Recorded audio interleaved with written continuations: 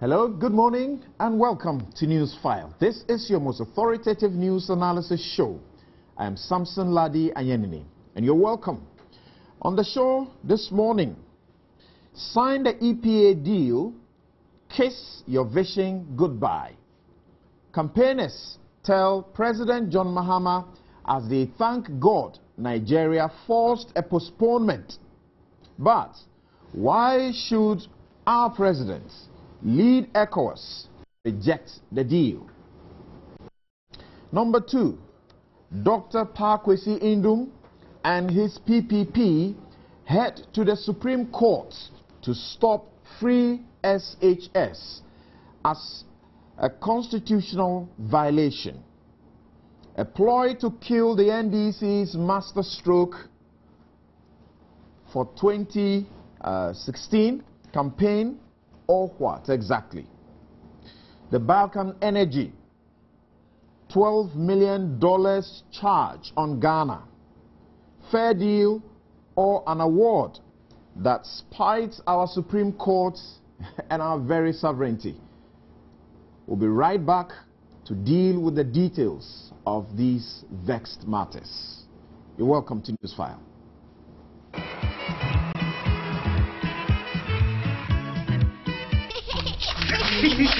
Naughty boy! First, come have a bath, then go out. But he has just had a bath. Any proof? Proof? I have bathed him myself. But Mom, the chaps are laughing because these ordinary soaps are less effective on them. That's why there's new and advanced Lifebuoy. New Lifebuoy with Active 5 to give you 100% better germ protection from germs. Any proof? Mom, it's lab tested. There's 100% proof. The world's #1 germ protection soap, New Lifebuoy. You're welcome back. This is Newsfile, your most authoritative news analysis show, and is brought to you by the candid sponsorship of MTN. Everywhere you go, welcome to the new world. Lipton tea inspiration flowing from nature. Sasso insecticide mosquito spray. We say kum and tuntum preko. And Erata Motors is also proud to be associated with this show, asking three important questions this morning. What's the big deal with the EPAs, and why should President John Dramani Mahama's ECOWAS not sign it? Dr. Indum's PPP is in the Supreme Court. Is it there to shoot down NDC's masterstroke 2016 free HSS campaign? Poor Ghana to pay $12 million to Balkan Energy, snide at our Supreme Court and sovereignty, yet fair deal? Simple questions, very intricate answers to them. And I want to welcome my guest to the studio. Abdul Malik Kweku Baku Jr. is a regular panelist. He is the editor-in-chief of the New Crusading Guide newspaper. Abraham Amaliba is a lawyer, he's a lecturer, and is with the NDC's legal team. The Honorable Abdul Rashid Pelpour is Minister of State at the Presidency for Private Sector Development and Public-Private Sector, Public-Private Partnerships. That's the PPPs, and he's also the MP for Wa Central. The Honorable Ayikwe Otu, former Attorney General and Minister of Justice. Gentlemen, good morning and welcome to Newsfile. Thank you. If we are lucky, we'll get Dr. Yao Graham, an economist with the Third World Network, to speak to on the phone, particularly with the EPAs. You know that they are part of a coalition that has been campaigning against the signing of the EPAs. And he made a statement that President John Mahama should sign the EPA and kiss goodbye to his vision, particularly at a time when he's talking a lot about made in Ghana. What's the big deal? We'll find out. So your messages are welcome. 1422, that's a text line, 1422. Send them to us. We'll share them with the rest of the world. You can also send directly your message to newsfile@myjoyonline.com or post your comments on our Facebook wall. If you have questions, let's us have them as well. Now, straight away, we go to the issue of the EPAs, and you would know that the ECOWAS just returned from a meeting at which they were supposed to sign the EPAs. Unfortunately, that could not materialize, and we understand that Nigeria was a major reason why the EPAs were not signed. I'd like to start first with Mr. Perpo.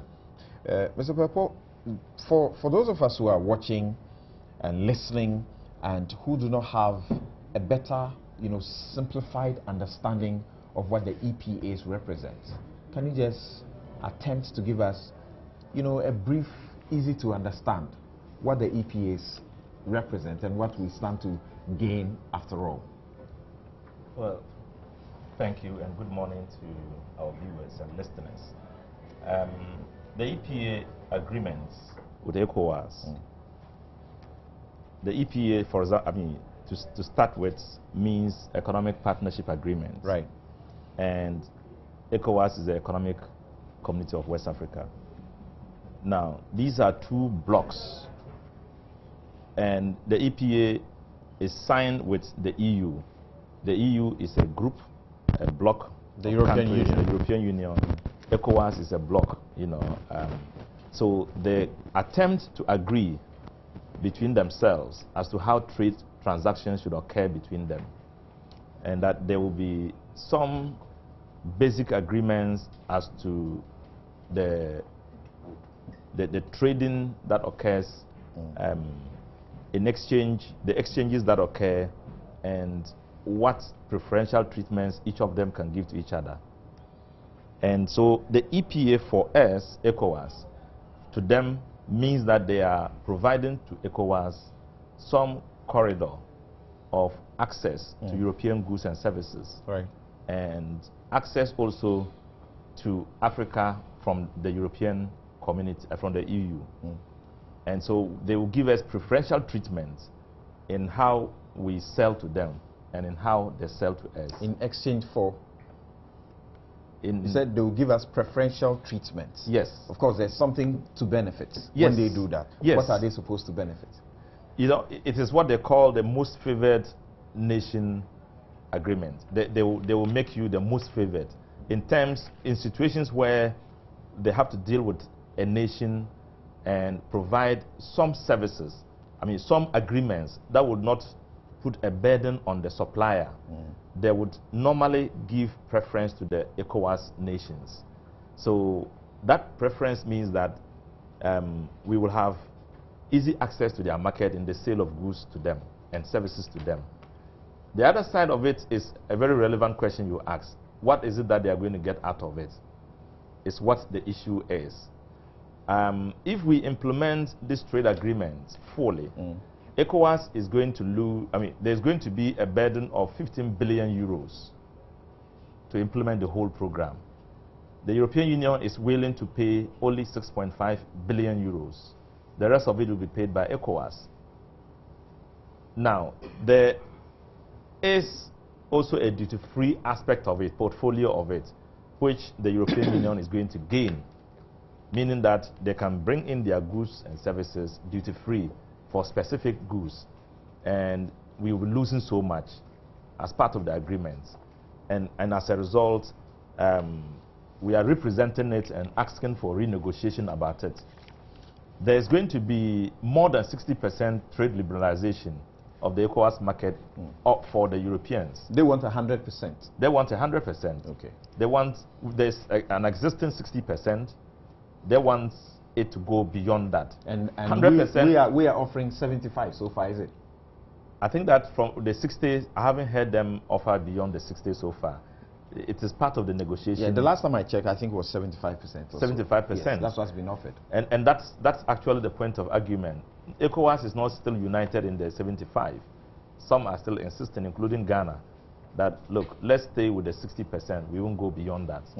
So would return we interrogate subsequently or very soon whether it is really the case, as you include Ghana in the League of Nations that have issues with signing onto the EPAs, and how much, you know, room should be offered. So just hold it briefly there. Abi, what's your understanding of the whole EPAs, simplified for everyone who is listening and watching to appreciate and follow? What is in for us and what is in for the EU?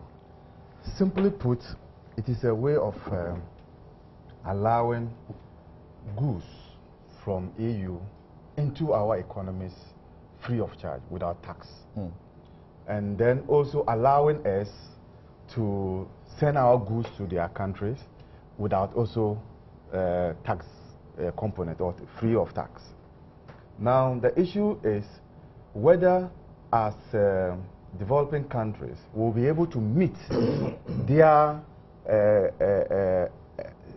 specifications in terms of our ability to produce goods that meet their needs. Right.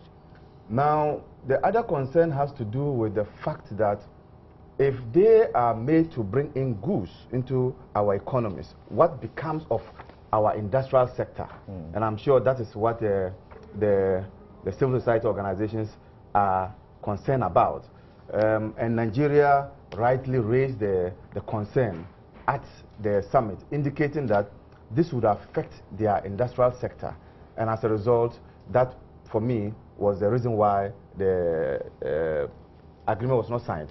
So, you look at it, it appears from where I sit, the EU stand to benefit more than the West African economies. And so some countries like Nigeria, but already Ghana has a minimum, and Ghana and Ivory Coast has a minimum agreement with the EU, where our cocoa goes there without charges. So it's basically to allow for goods to come from EU into our markets freely, and we also sending our goods to them freely. But when you look at the details, it appears it is skewed in favor of the EU. Mr. Ekwetu, what do you say about the EPAs? What are they? Well, from the name, Economic Partnership Agreement, one can understand that we are talking about agreements. Right. So when you want to go into agreements, I mean, you are looking at a win-win situation. Now, the issue here is whether we are equally weighed so as to enter into that kind of economic partnership when one bloc appears to be far way ahead in terms of development and ability to manufacture and to produce goods. What is it that we produce? Are we primary producers of agricultural products only, or we also have that much that we can also hope to, you know, export into their country? So it seems to me that once it is an agreement, then the parties must have to meet, look at the advantages that would accrue to each other. And if from the look of things and having regard to their advisors, they think that it will not augur well for them, once we've left the era of slavery, where nobody can come and hold a gun to our heads and force us to sign anything, we should now be free enough to use our best endeavors, use our own intellectual capabilities, abilities of analyzing the agreement, and to, you know, advise ourselves whether it is the best option. Unfortunately, we have this kind of bilateral agreements also, where like somebody comes to tell you, oh, why don't you allow our goods to come into your country at this rate, you know, tariffs free, blah, blah, blah. And we sign on to some of these things. So while we have bilateral agreements, we are now dealing with multilateral ones involving how many countries in West Africa? Is it 16 or 17 countries coming together now and thinking as a bloc? You know, so the issue is, do we forego those bilateral agreements that we have entered and then go on as a bloc? Because after all, in unity lies strength. Right. Okay, and obviously that is why what now the ECOWAS is pursuing. Now, Abdul Malik, do you find that we have sufficient commonsensical explanation to an otherwise complicated deal? Based on what has been said here, right. I think so. I believe that our viewers and listeners may have been able to, get a drift of what this whole thing is about. As you said, complicated indeed, especially because there's a certain dosage of emotions, sentimentalism, nationalism, all coming together and driving the negotiations as well as the discussions. And I think that's making it very difficult for various governments to look at it. But in Ghana's case, I'm sure you'd lead us on to the broader scope, because right. the whole thing involves the ACP countries, the African, Caribbean, and Pacific countries. Here, the focus, of course, is on ECOWAS. But Ghana, indeed, as Amalba hinted, in December 2007, signed onto the interim EPA, right. Which more or less give 80% of European goods access to our markets. Yes, duty-free, quota-free onto our market. And we were giving 100%, except that rice and sugar and other items were exempted, So the question to ask is this. As we speak, I'm told only 4 African countries. Is it Mauritius, Madagascar, Zimbabwe, have finalized theirs. All right. Ghana and Ivory Coast. Ivory Coast has even signed on now. So Ghana is left in between. The issue really is the implications, impact assessment ought to be done. I'm not an expert, and I really will not pretend to understand the subject matter. But if we don't sign, what is the alternative? If we can formulate an alternative that we think would amount to a rescue package for our economy's fair deal. But I think that we may have to go in between. So I think it is a question of what kind of package eventually comes out, because the effect, I'm told, that it may have on our industrialization, agriculture, government revenues, unemployment, these are key areas that if there's an agreement that is going to have a negative impact, then we ought to set up as a people. But I agree with Mr. Ayikutu. It is the collective base. If we go as individual countries, I'm not too sure we'll get the best of deals. But if we go as united, this brings back, of course, Nkrumah's philosophy, then we may be able to do some serious bargaining. Otherwise, this is a huge challenge for various governments in the sub-region. Your views, comments, questions, particularly for this moment on the EPAs, welcome. 1422, there's a text line. You can post your comments on our Facebook wall or send them directly to newsfile@myjoyonline.com. Mr. Purple, you certainly are aware of a certain grouping, the civil society organization pressure and campaign against Ghana signing onto the EPAs. The president may have said some time ago that he didn't believe that the EPA signing onto it would be any injurious to the country in any way. Yet we have these specialized groups, the Third World Network, we have the TUC, we have even the Christian Council of Ghana, all coming in to say, don't sign. Dr. Yao Graham of the Third World Network says that if the president signs it, he is kissing his vision goodbye. How do you understand all that? Well, first of all, we need to agree the context within which these oppositions are coming from. Right. ECOWAS is a bloc, it's an economic bloc, and with an objective of one day collapsing our markets into one and getting the benefits of trade amongst us, and also negotiation as a single bloc and getting the benefit of being treated not as a single state but as a group. Now, but with the present situation where 3 ECOWAS countries have moved from the lower, the least development country status to a middle level economic status, we are compelled to see the three as different from the LDCs and getting them to sign the agreement differently. That's how come Cote d'Ivoire and Ghana, are being pressurized. Cote d'Ivoire signed the agreement, but that is an interim agreement. We will have to finalize the agreement for them to finally append, so they haven't fully signed. Ghana has not fully signed. Nigeria has been belligerent. So if they sign into the agreement, we have fragmented ECOWAS. You will have one side of ECOWAS signing a different agreement, another side signing another agreement. You will also have others being pressured to sign against the will of the collective. And in that sense, ECOWAS is not going to be will not have a united approach to it. But beyond that is the fact that the moment you sign that agreement, you are saying that you cannot prefer any other trade agreements beyond the EU. Once you sign with the EU and you later on prefer another agreement with another country, you are simply saying that you are going to take along EU. EU becomes an automatic member of ECOWAS.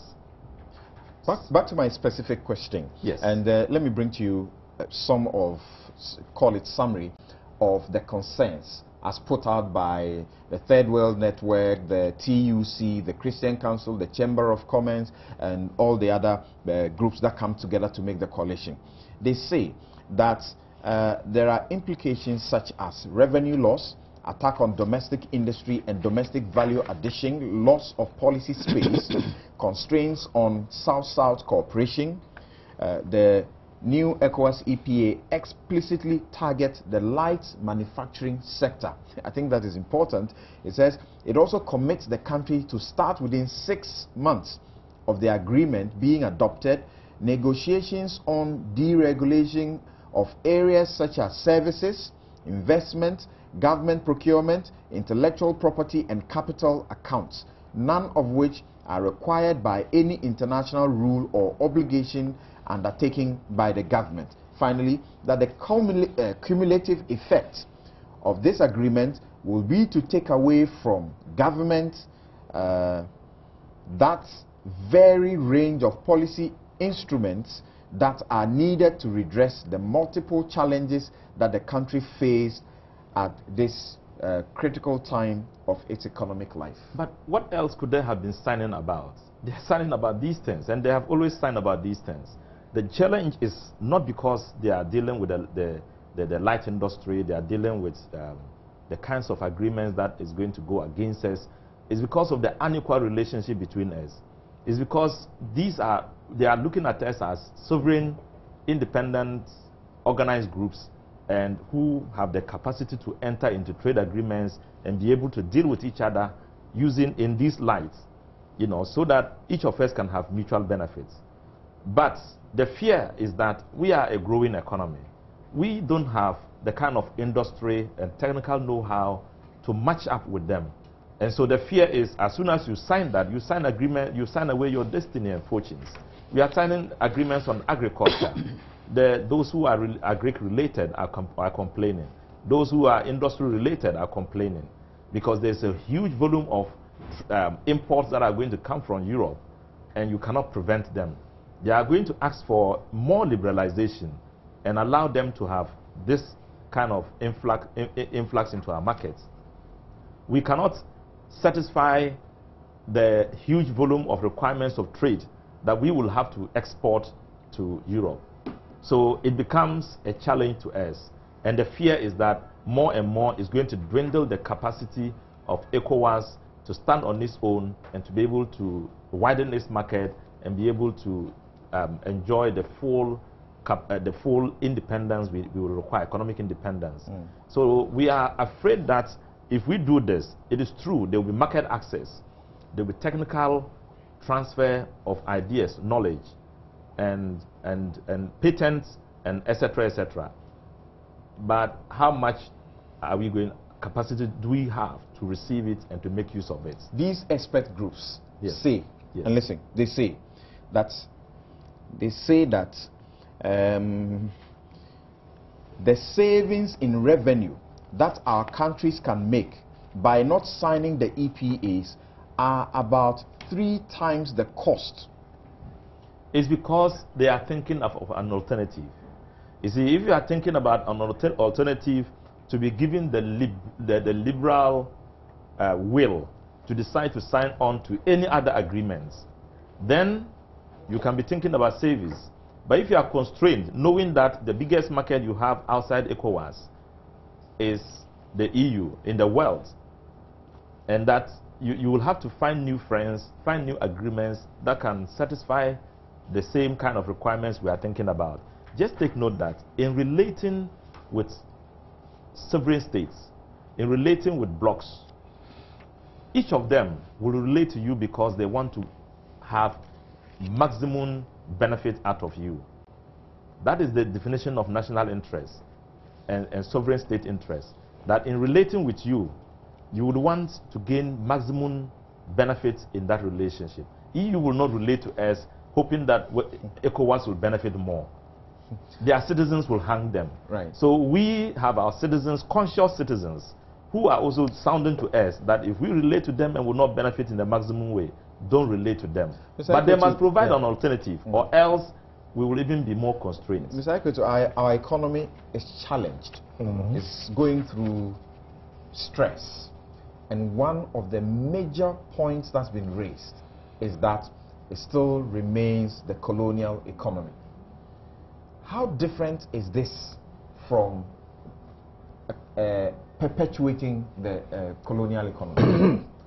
You see, if these agreements are well structured, I believe we may gain some advantages from them better than allowing our goods to be sent on some commodity markets and for some people to decide how much they want to pay for them.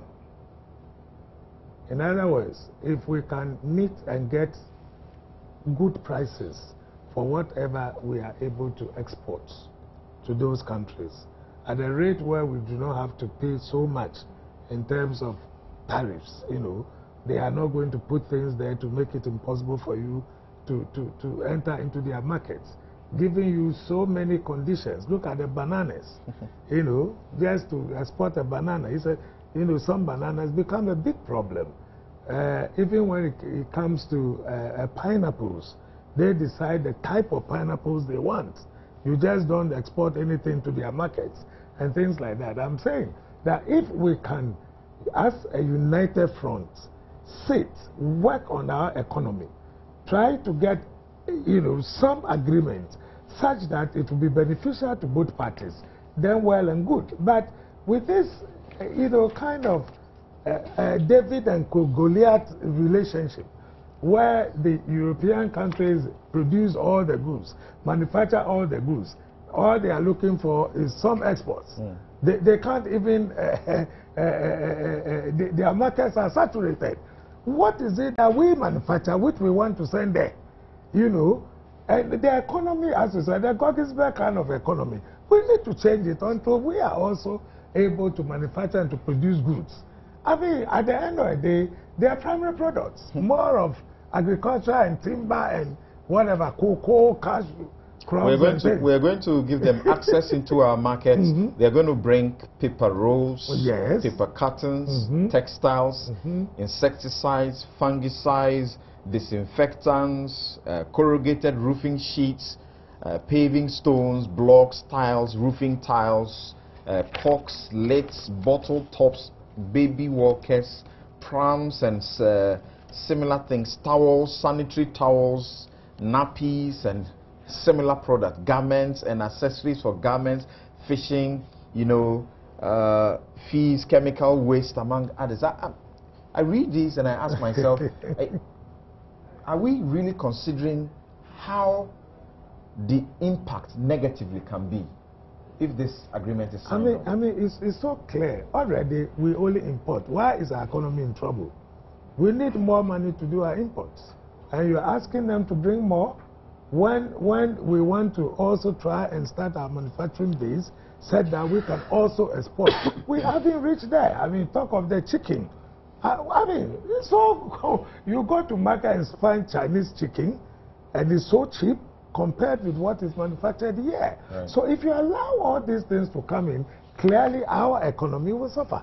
I think I see it as a Goliath and David and Goliath kind of situation. We are not equal at all when it comes to manufacturing and exports. We are not yet there. I think we need more time. I thought the whole idea of ECOWAS was regional integration. How best can we try trade among ourselves to learn the ropes, you know, be able to manufacture, trade among ourselves, and then we can go out there. But if we without having gotten the basis, we already go signing agreements with countries that have lived for years and been manufacturing for so many years, surely we are going to be the sufferers. I mean, do we produce, we used to have super paper products. Well, what has happened to it? And now our markets are already flooded by cheap toilet rolls from China. Right. And we are not able to compete. I think super paper product is even folding up. So what are we going to do to ourselves if we go along with this kind of agreement? I think that some of the issues being raised by our NGOs should have to be looked at. Kuku, it looks like it's a case of being between the devil and the deep blue sea. Exactly. Exactly. So what do we do? How do we go about it? As I said, we have enough brains in this part of the world to be able to interrogate the issues at stake. We need not go back into history and lament. There's an October 2014 deadline. Obviously, I don't see how feasible that deadline is. Against the backdrop that this has been going on for almost 11, 12 years, right, in terms of the disagreements. So we have to take a decision. What happens to the October deadline? Can we meet it or we can't meet it? Both as individual nations and the sub-regional group. Because, you know, there's still the option for individual nations to go ahead and sign. There is no obligation that it must be only ECOWAS. I think I'm clear on that point. Right. So we have to take a decision. If we don't meet the October deadline, what happens? Do we have in place some transitional measures, things that we can do? Because not for the EU happens to be the largest export market of our goods, our produce. So we have to take a decision. What is it that we can do in the interim, in a transitional period, whilst we still interrogate the efficacy of the EPAs? I don't have the answers. I have to be honest with you. I don't have the competence to actually provide prescriptions. But I think we have people who can. And that's why government must listen to many of the civil society groups. Yeah, Graham and his group, they are very good in those things. I've heard, frankly, Kujo. And in Manigana, they've also had some very beautiful articles on those things. We should look at some of those things and pick ideas from them. I believe beyond Ghana, there may be also such groups. And talking about looking at those things and picking ideas from them, one of their problems is that there was a requirement on government to have a consultative forum. That did not happen. Yeah, and they feel that that is very bad. Yeah, it's on a the deficit. Part of it's a serious deficit. I think it's not too late to cure that mischief, you know. But clearly, whatever has to be done in the interim, immediately, should be thought out properly. But in the long term, we all know the solutions. We've been going over and over those solutions as to what kind of economic structure we need to build. You know, apart from the question of regional integration, the Ghanaian economy itself, what are the things to do, the value addition matters, which again comes back to development programs that leaderships can put in place. You know? But to be honest with you, it's, as you said, between the devil and the deep blue sea. That's the situation in which we find ourselves. You know? Amy, when you hear the civil society groups in this emphatic manner, they say, don't sign.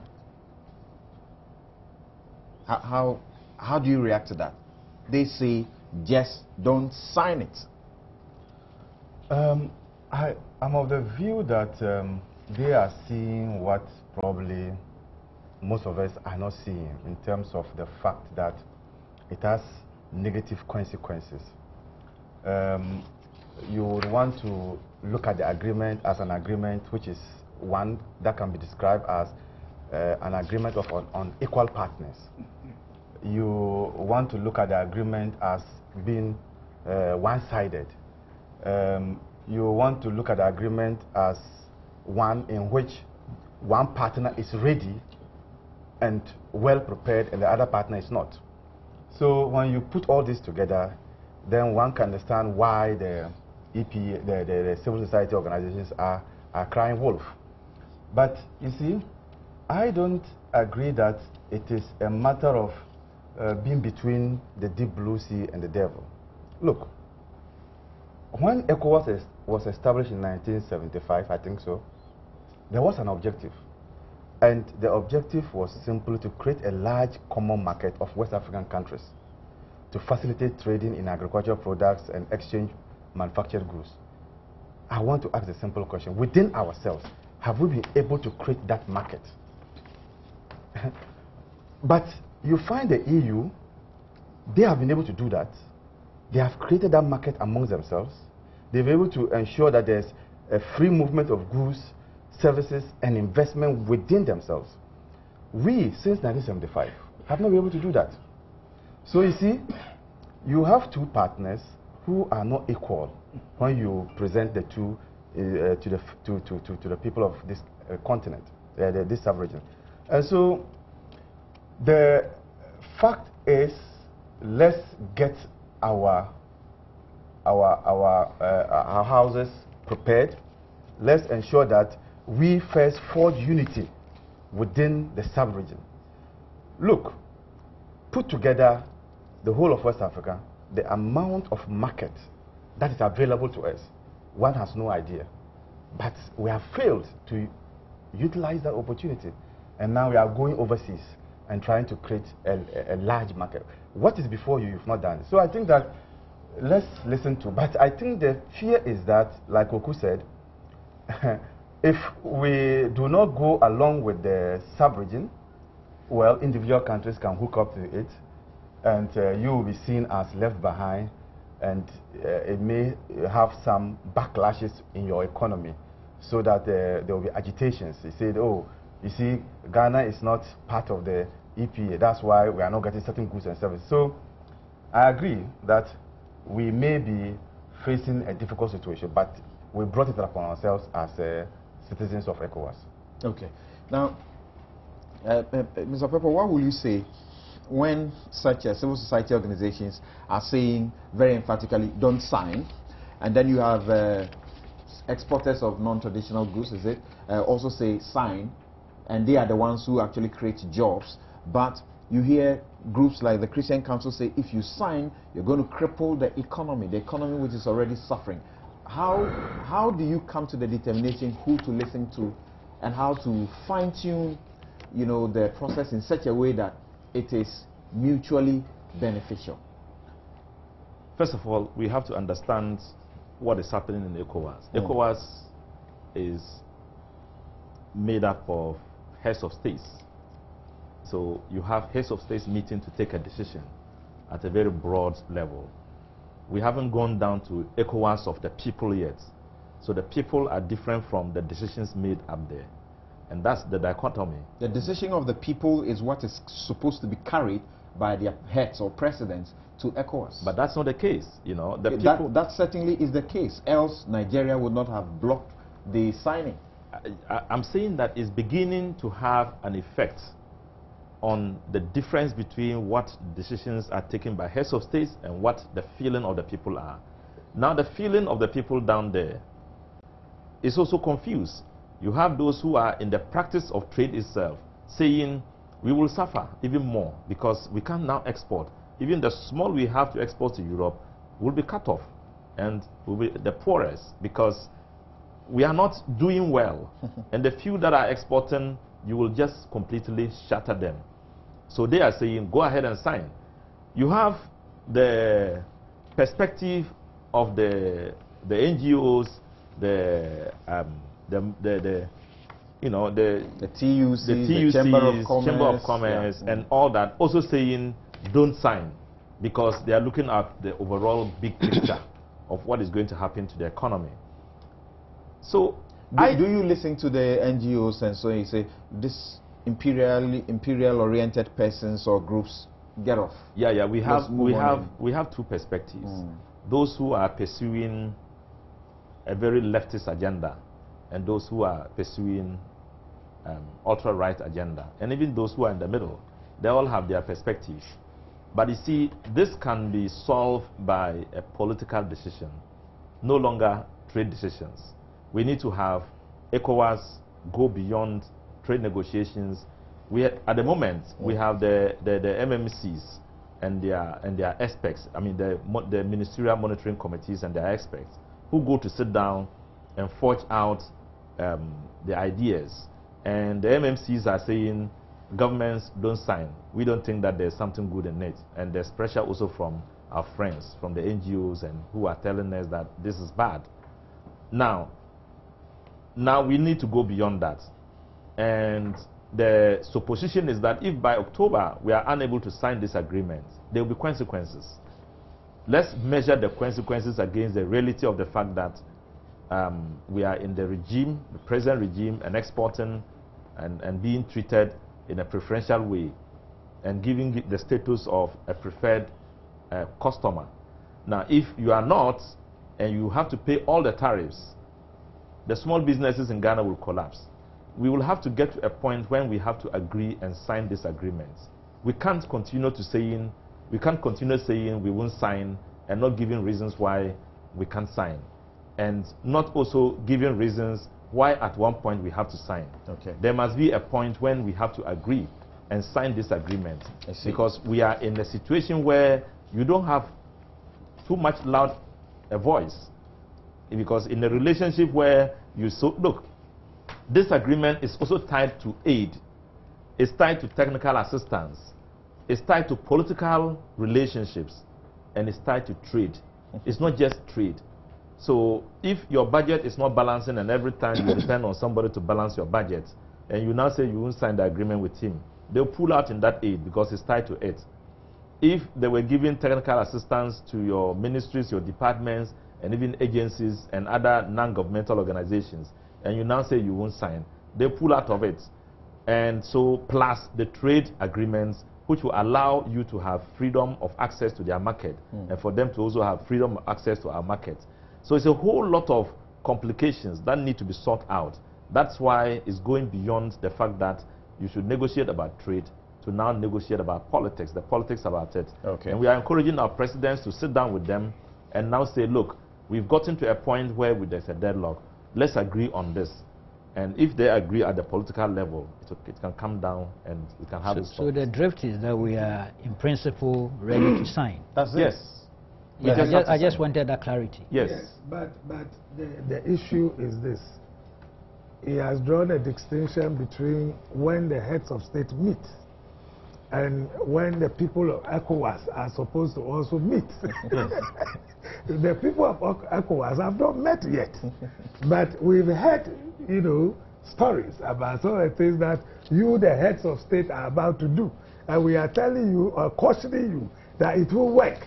No, why don't we look at transparency? Why don't we look at the media? Why don't we throw it out there? Let us have sufficient discussion on this issue. Now we are all running some kind of democratic or parliamentary democracy.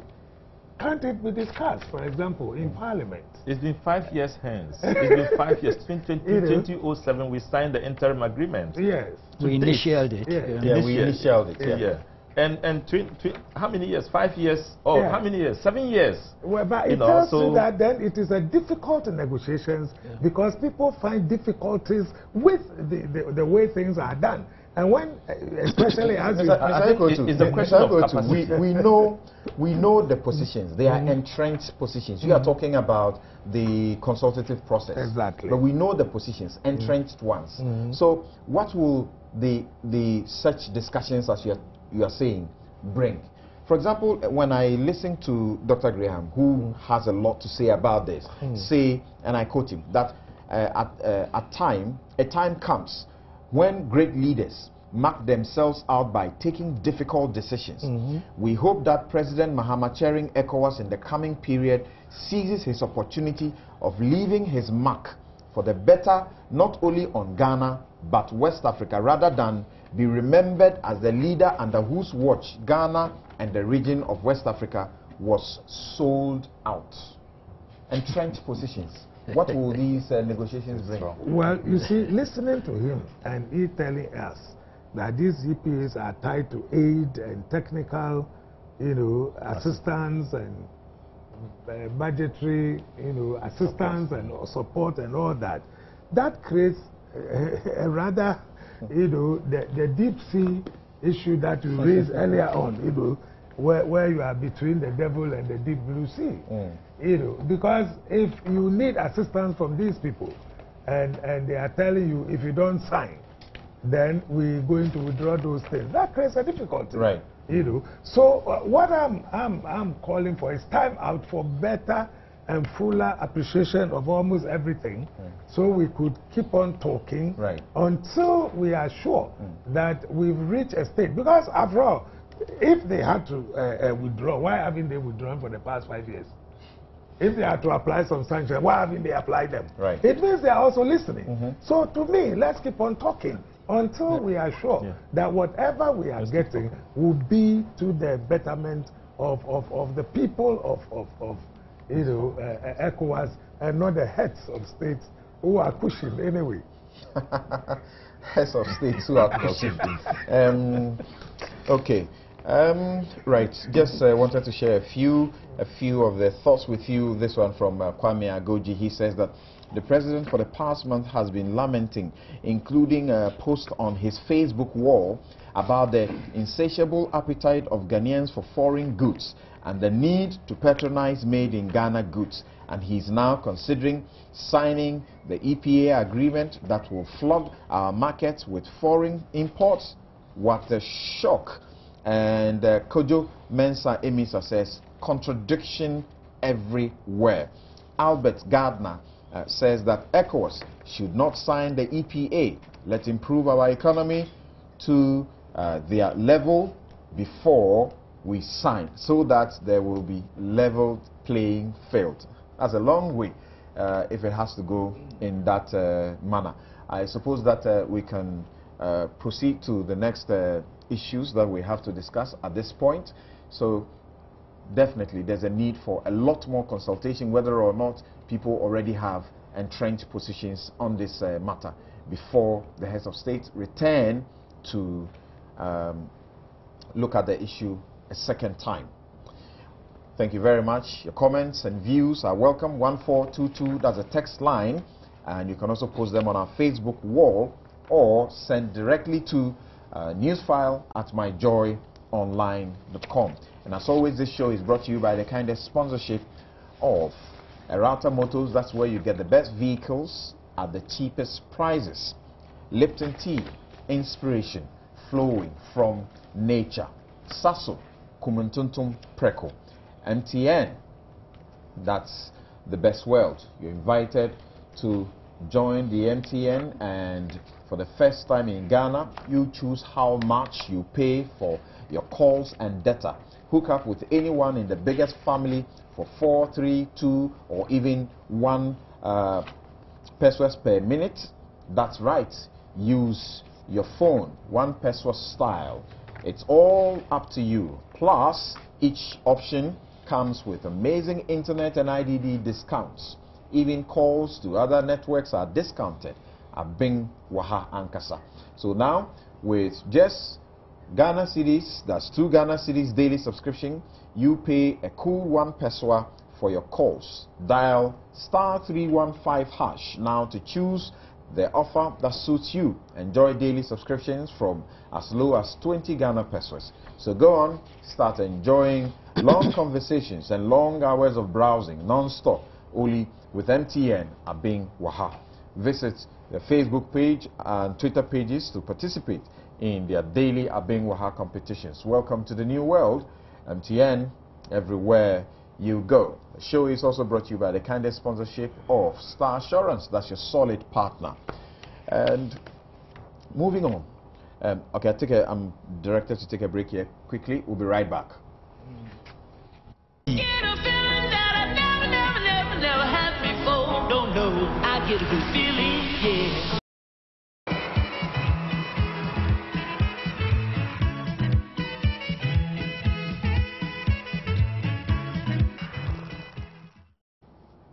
You're welcome back. This is Newsfile, your most authoritative news analysis show. I'll share with you a few of the messages that are still coming in. We'll move on to discuss education and the call to the Supreme Court to declare that free SHS should not happen now. This one from Elvis. He says that, Samson, can the Ministry of Trade tell the whole world the benefits that have accrued to Ghana since the country initialed the interim agreement in 2007? This is critical for the debate. And Larry says, Samson, ECOWAS has never gotten anything right. We might want to start off by opening up the borders between member countries for easy movement of citizens, goods and services. We must go to the EPA as a united front. Then we have a bargaining power. But the present situation, EU is only blackmailing us. I read a very final one from an anonymous sender. He says that we should not only pay attention to the NGOs like Third World Network. They are articulate and vocal and are often driven by so-called anti-imperialist socialist ideology. We should also listen to what exporters of non-traditional goods have to say. The exporters want us to sign. They create the jobs. NGOs don't create jobs. They were against HIPIC, against devaluation, against a whole sort of stuff from the West. And it says that if they had their way, Ghana would be like Cuba. My point is, let's interrogate the matter critically. Thank you very much for all the messages that you have sent in. Now we move on to talk education at the Supreme Court. And what is education doing there at the Supreme Court? As you may be aware, just a minute, as you may be aware, the Progressive People's Party is in the Supreme Court. It's filed a writ seeking 4 declarations and 2 orders from the court. The first declaration they are seeking is that the Supreme Court should declare that upon the true and proper interpretation of Article 25(1) A of the 1992 Constitution and 38(2) of the same Constitution, and we are talking about the ones, the provisions that speak about free, universal, basic education, and the one that also gives a timeline of 10 years after Parliament's first, sits, as at the time that the Constitution was brought into being. So they are saying that if you look at these 2, then the Supreme Court must come to the decision or the interpretation that government that okay, let me just do this. It says that government has failed in discharging the said constitutional duty imposed on her by the people of Ghana. And what is the constitutional duty? Free, compulsory, universal, basic education. Government has failed. Number 2, declaration that the court should declare that that failure is an omission that ought not to be allowed. And so there is a duty, constitutional duty, to compel children of school-going age within the Republic, but who refuse or fail to do so, to be in school. Declaration number 3 that they are seeking, they want the court to to say that by the Education Act 2008, which was amended 2008, there's a provision that doesn't seem to make going to school at that age they are talking about compulsory, but makes it sort of not compulsory. So they say that law is inconsistent, or it derogates from the Constitution. And then the 4th declaration is that to the extent that that law is derogates from the Constitution, it should be declared null and void, and there should be it should be amended accordingly. So those are the declarations they are asking for And the orders that they are asking are two. They are asking for an order that government should take steps forthwith to compel children of school-going age to go to school. And then order number two, the government should direct, the Supreme Court should direct government to take steps leading to an amendment of the Ghana Education Service Act, the Education Act, which makes going to school at that age imperative. It should make it imperative and mandatory and not permissive and empowering. So simply speaking, that particular law should say they shall, which is a must, be in school compulsorily, and not to say they may be in school compulsorily. I'll start this discussion with you, Mr. Ikotu. You have had the benefit of reading their rates. What do you say about it? Well, thank you. As we all know, the case is pending before the Supreme Court. So perhaps we cannot do any detailed analysis. Right. Generally, I think it's triggered by the President's announcement during his sessional address. Right. That they're going to, NDC would also look at the free secondary education policy, and which was promised by the MPP in 2012. You know, it came as a surprise to everybody because there were attacks from all sorts of individuals on the policy, saying that it was unattainable and that what we should be looking at is free compulsory basic education and not secondary education. In fact, that was the argument. Again, it was said that we didn't have schools, we didn't have money, we didn't know how we were going to go about it. And I remember the run-up to the elections, you know, there was this advert being run with the voice of Akumia saying he didn't know the cost. And then there will be another one by Professor Jambafo, who will give a certain figure. There's another one by Nana Akufo-Addo on the hard talk program, also saying some things. You know, they try to ridicule it to the extent that in Accra, Dimstar, I was told that the people said they were not interested in any free secondary education. We should take our free secondary education away, and they can pay for the you know, children's school fees and the rest. So clearly, it came as a huge surprise that within months, you know, after the elections, we seem to be turning around and talking about the very thing that we had berated others about and over. Now, the PPP, obviously, in a reaction to what they have heard, is saying that, then why don't you also stick to free basic education? You haven't finished your free basic education, you now want to move on to, you know, secondary education. So, to them, what I understand them to be saying is that, why don't you look at the constitutional provisions under Article 25 and 38, which talks about free compulsory basic education and the need for government within 2 years come out with a program and ensure that it is done before we start talking about it is done within 10 years. Within 10. I think that the NDC government during the first term Rawlings, we had so much of FQ, you know, during their time.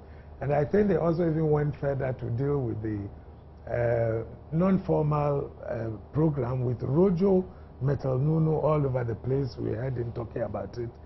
Then there was it something about shepherd boys or school for shepherd boys in the north and things like that, you know.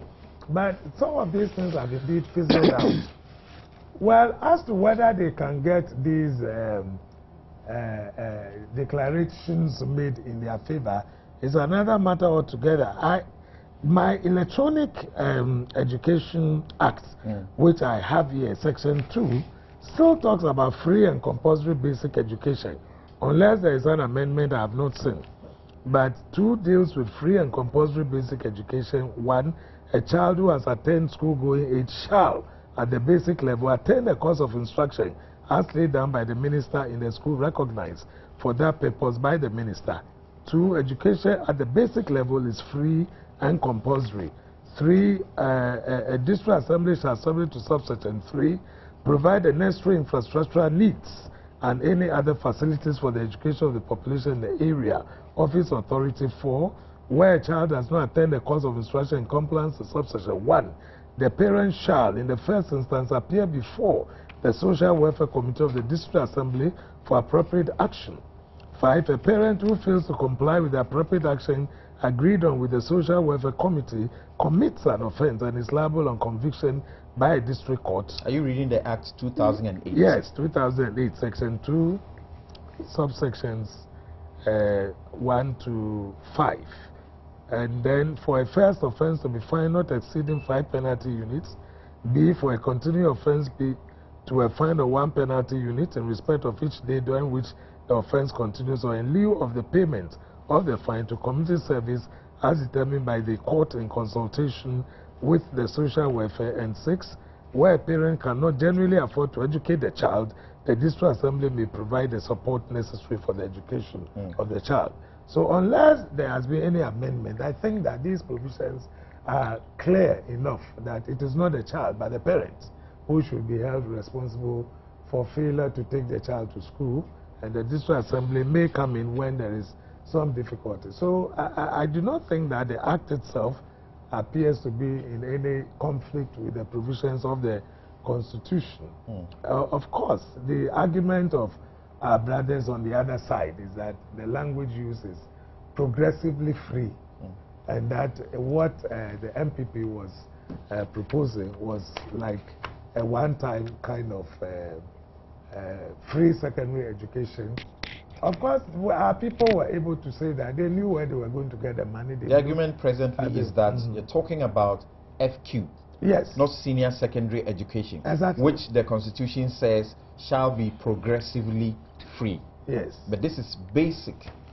Yes, I'm saying that our friends are saying that in the secondary school category, it is not going to be a one-touch affair, but it is going to be progressively free.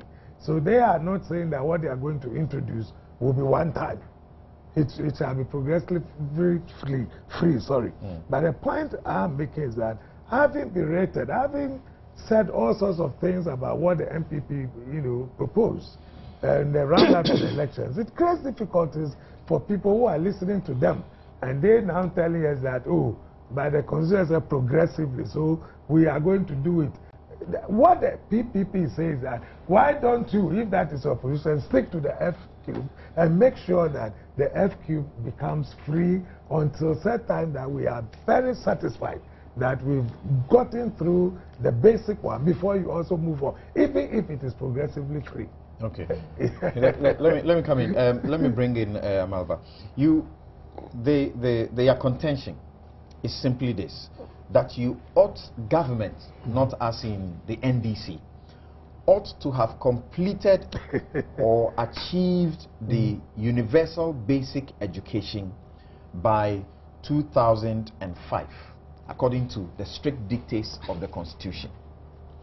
That has not been achieved. And the Constitution is very clear about that. So why don't you finish that before you move the next step? The second part of your question is where I have a difficulty. Because if people are going to court based on legalities, then their arguments should also be based on legalities. Where in the Constitution does it say that until you finish the primary level, you can't introduce same at the secondary level? So it doesn't fly to me. The injunction for 10-year completion of the primary level comes before the senior secondary one. I agree, but it doesn't say that you cannot introduce, even within the 10 years, the SSS. So I'm saying that those who argue legally should stay on the legal platform and not shift the argument as and when it faces them. Now, the NDC, in this manifesto that I'm holding, has never kicked against free SHS. Contrary to what my senior has said, indeed, it is provided in this Constitution that the NDC is, as it were, all out for the senior high school to be made progressively free. So this must be told, and nobody is confused, and nobody should be confused, that under our manifesto, page 17, it is provided for. But you see, this suit, everything is suable, if you ask my senior. But as to whether you get your reliefs is what I think that is left to the court. You look at the constitutional provisions, 25(1) says that there shall be free, compulsory, universal basic education. Good. Then you go to 38, which is under the directive principle of state policy. Right. Saying that this must be achieved within 10 years, after 2 years of parliament sitting. Now, one would agree that, and you see, this suit is against the state, Right. and not the government. The government is just an agent of the state. So one would agree that, strictly speaking, Article 38 has been violated because we did not provide free compulsory basic education within the 10 years. So the Supreme Court can make that declaration. But to what effect? Because, and I also agree that our government should have come out to explain to us why they could not achieve Article 38. But I also think that the reason why they kept silent was that they think that directive principles of state policy are not justiciable, so they can allow it go. But sorry, but once again, when you say straightforward that directives, principles of state policy are not justiciable, I think to say so may not be exactly correct. You see, if you take them alone, they are guides. If you leave them alone, as the Constitution indicated, they are guides which will guide all of us to achieve a certain end. But when you are able to tie them to the enjoyment of a certain right in the Constitution, which, because Article 38 was not adhered to, it deprived you from enjoying a certain right, then that one, you are on proper grounds. Okay. Now, you look at this particular matter, and then you come to the realization that our Supreme Court has made some pronouncement, although not entirely on Article 25, and that's the principle of availability of resources. Now, this principle would run through, in my view, Article 25. Because, you see, education is a social right. And it is one of the rights whose fulfillment is subject to the availability of resources and the capacity of the state to provide same. So, one would want to find out, suppose you go to the Supreme Court and the declaration is made, and I'm sure the Minister of Finance would appear at the court and show statistics, just as the universities did in that case, where they show statistics that, yes, we are aware of this provision, but we are unable because there are no resources. So if the Supreme Court makes that declaration, and we are faced with the stark reality of lack of resources, to what end would that declaration be? The argument is that you cannot say so when you have made it clear that you have money to do the other part, which is the upper one. So finish the lower, portion before. And they say when you talk about that one also being linked to the capacity of the state to provide, it is not exactly so, because by their reading of the Constitution, Article 25(1)(a) says basic education shall be free, compulsory, and available to all. It ends there. Then you come to where it talks about capacity. It's in respect, that's what they say, it's in respect of the secondary education. And I'm saying that simple logic. The Constitution says that it shall be made free. You don't make it free in a vacuum. It is based on the availability of resources. I don't think that they are asking the president to go back to Bole Bamboy and gather his family's property, sell them, and come and finance it. That's not what they are saying. They are saying for that specific one, it said it shall be made free. With what? You have 2 months to bring a program. The program was brought. Then after that, you have 10 years to implement that program. And it didn't find it necessary, that's their interpretation, to say that ought to be done subject to capacity or availability of resources. So if the framers of the Constitution didn't do that, don't add that, because the framers of the Constitution were clear in their minds what they wanted to do when they only said subject to availability of resources when it came only to the question of senior secondary education. You see, this Constitution you are quoting is not only a legal document, right? It is a political document and an economic document. The judges have an inherent power to interpret this Constitution in such a way as not to affect the political stability, economic stability of this country. Right. The document that you are quoting copiously, and my senior equal to will tell you, when being interpreted by the Supreme Court, will look at the impact of their ruling on our economic affairs. Right. So, although the Constitution did not say that you can only provide the free education basic level when funds are available, the Supreme Court has that inherent jurisdiction to give it an interpretation that will not affect the economic well-being of this country and the political well-being of this country. All right. Kuku, what do you say to the suit as it is presently couched? Well, quite interesting. And I think there's a certain element of consistency relative to the PPP's position on this matter. Right. If you go back to the campaign period, and I have a document they issued out where they said to the PPP, free compulsory education is a high priority that requires the shifting of other goals and objectives to ensure the continuing ability of government to fund expenditure in this area. And they proceeded to ask for public debate, productive, constructive engagement as to how to fund that process. So they are being consistent. What they've done now, they've shifted away from the public debating into the court of law to try and seek some reliefs and compel the state to do otherwise.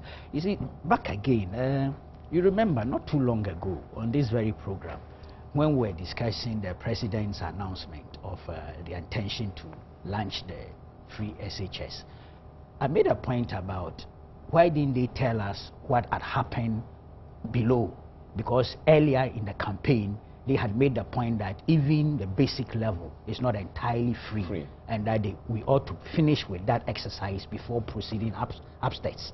And my brother was here and he said, oh, that was not a big deal. But today he is hinting that somehow they should have told, governments, he did it generally, should have told us what efforts have been made down below. It comes back to the point that he was disagreeing with us on. But you see, yes, it's the same thing. I'm not mixing anything. I'm very clear in my mind what I'm saying. Now, the point is this. He's talked about manifesto. It's true. It's out there. But you see, the story about Ghana itself is what worries me. Look at this graphic publication, Daily Graphic, 30th November, 1995. Headline, Free Basic Education for All. House, and that's Parliament, approves plan. I don't know where the plan is, but Parliament apparently approved a plan. $350 million needed within 10 years for implementation. If you look at the date, Parliament was doing exactly what the Constitution had asked that it should be done. That's government and Parliament. We're doing exactly that because it was 2 years after, and they came to the House with this plan, put in place a budgeted figure, an estimated figure of 350. And you listen to what was said. This story is by C.S. Wabi. Parliament yesterday endorsed the government's program to provide, yesterday meaning November 29th, 1995. It's almost 19 years ago. To provide free compulsory universal basic education within the next 10 years. An estimated 350.1 million is to be spent on the program within the 10-year period. Winding up for the debate on the program, Mr. Harry Sawyer, Education Minister, told the House that the government will remain a major source of financing the program in collaboration with donor agencies. the provision of free, compulsory, universal basic education is a constitutional requirement. Right. The minister underlined the government's commitment to the success of the program because it considers basic education as, quote, the fundamental building blocks of the country. Consequently, no effort will be spared to ensure that free quality basic education is given to all children of school-going age from basic 1 through 9 within the period. This is 1995. Come 1996, December 16th, Daily Graphic again, big headline, free education, fee-free education won't be derailed. President Rawlings assures. Just a letter from there. Government will spare no, this is from Joe Ochre. Government will spare no efforts in ensuring that the fee-free compulsory basic education program is not jeopardized when implemented. To this end, government is empowering the district assemblies through the Common Fund to assume a greater responsibility towards the provision of facilities for basic education for children. The president said there is the need to ensure that buildings, school furniture, books, materials and equipment and all the necessary logistics are available for every child, no matter where he or she may live, to have access to free basic education. This is 18 years ago. Now, where is that plan? And what happened to that plan? Who came up with the figure of $350 million within 10 years? Did we make any practical efforts to mobilize that money, that amount, targeted at this program or plan that was put in place and approved by Parliament? You see, it's been like, it's an ad hoc approach. We like talking too much. We're a nation of talkers, not doers. We put out a plan in an august House of Parliament. It's approved. Figures are put out there. Newspapers put it out there. The sector ministry and the other institutions, district assembly and all the rest. Let's do an audit, performance audit, as to whether indeed the plan was followed to the letter. I'm aware that as time went on, capitation grants and all those things came in. I'm aware. But that's the point I'm making, that it doesn't appear to have been a concerted, systematic, implementation of a plan that was approved by the House of Parliament. And that's where we are back here. See, making the same argument. I'm sure in the next 10 years, somebody can replay this very program and you will see another set of panelists discussing the same problem. That's what happens to Ghana. A certain inertia, informs the way we go about our development. And that's why we are here. I am not sure about the court forum, how things will go. And as we were questioned, since the matter is ongoing, one has to be careful the kind of judgmental comments we'll make. But I like it, the spirit of it. Right. I appreciate the spirit of it, that a political party has decided that instead of debating the issue, which is also important, they will proceed to an appropriate forum and seek judicial determination. Whatever the outcome, I believe this country will benefit based on the issues that will be interrogated. Your views and comments are still welcome. 1422, that's the text line. You can post your comments also on our Facebook wall or send them directly to newsfile@myjoyonline.com. Mr. Purpo, on the 11th of January 2010, the President, John Atta Mills, inaugurated the Constitution Review Commission, and they went ahead to do their job.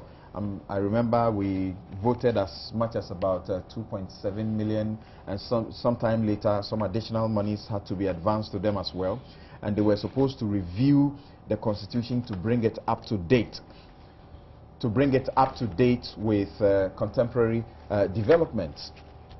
We had over 83,000 submissions that were made. They held the health fora and submitted a report eventually, I think on the 20th of December 2011, and that 1,000-page document, I think we all know, should represent the biggest socio-political database ever in this in the history of this country. When they listened to everybody, they made proposals. In all their proposals, you find that they make lengthy recommendations. But when it came to this issue, the recommendations were short and simple. 2. This is what he said.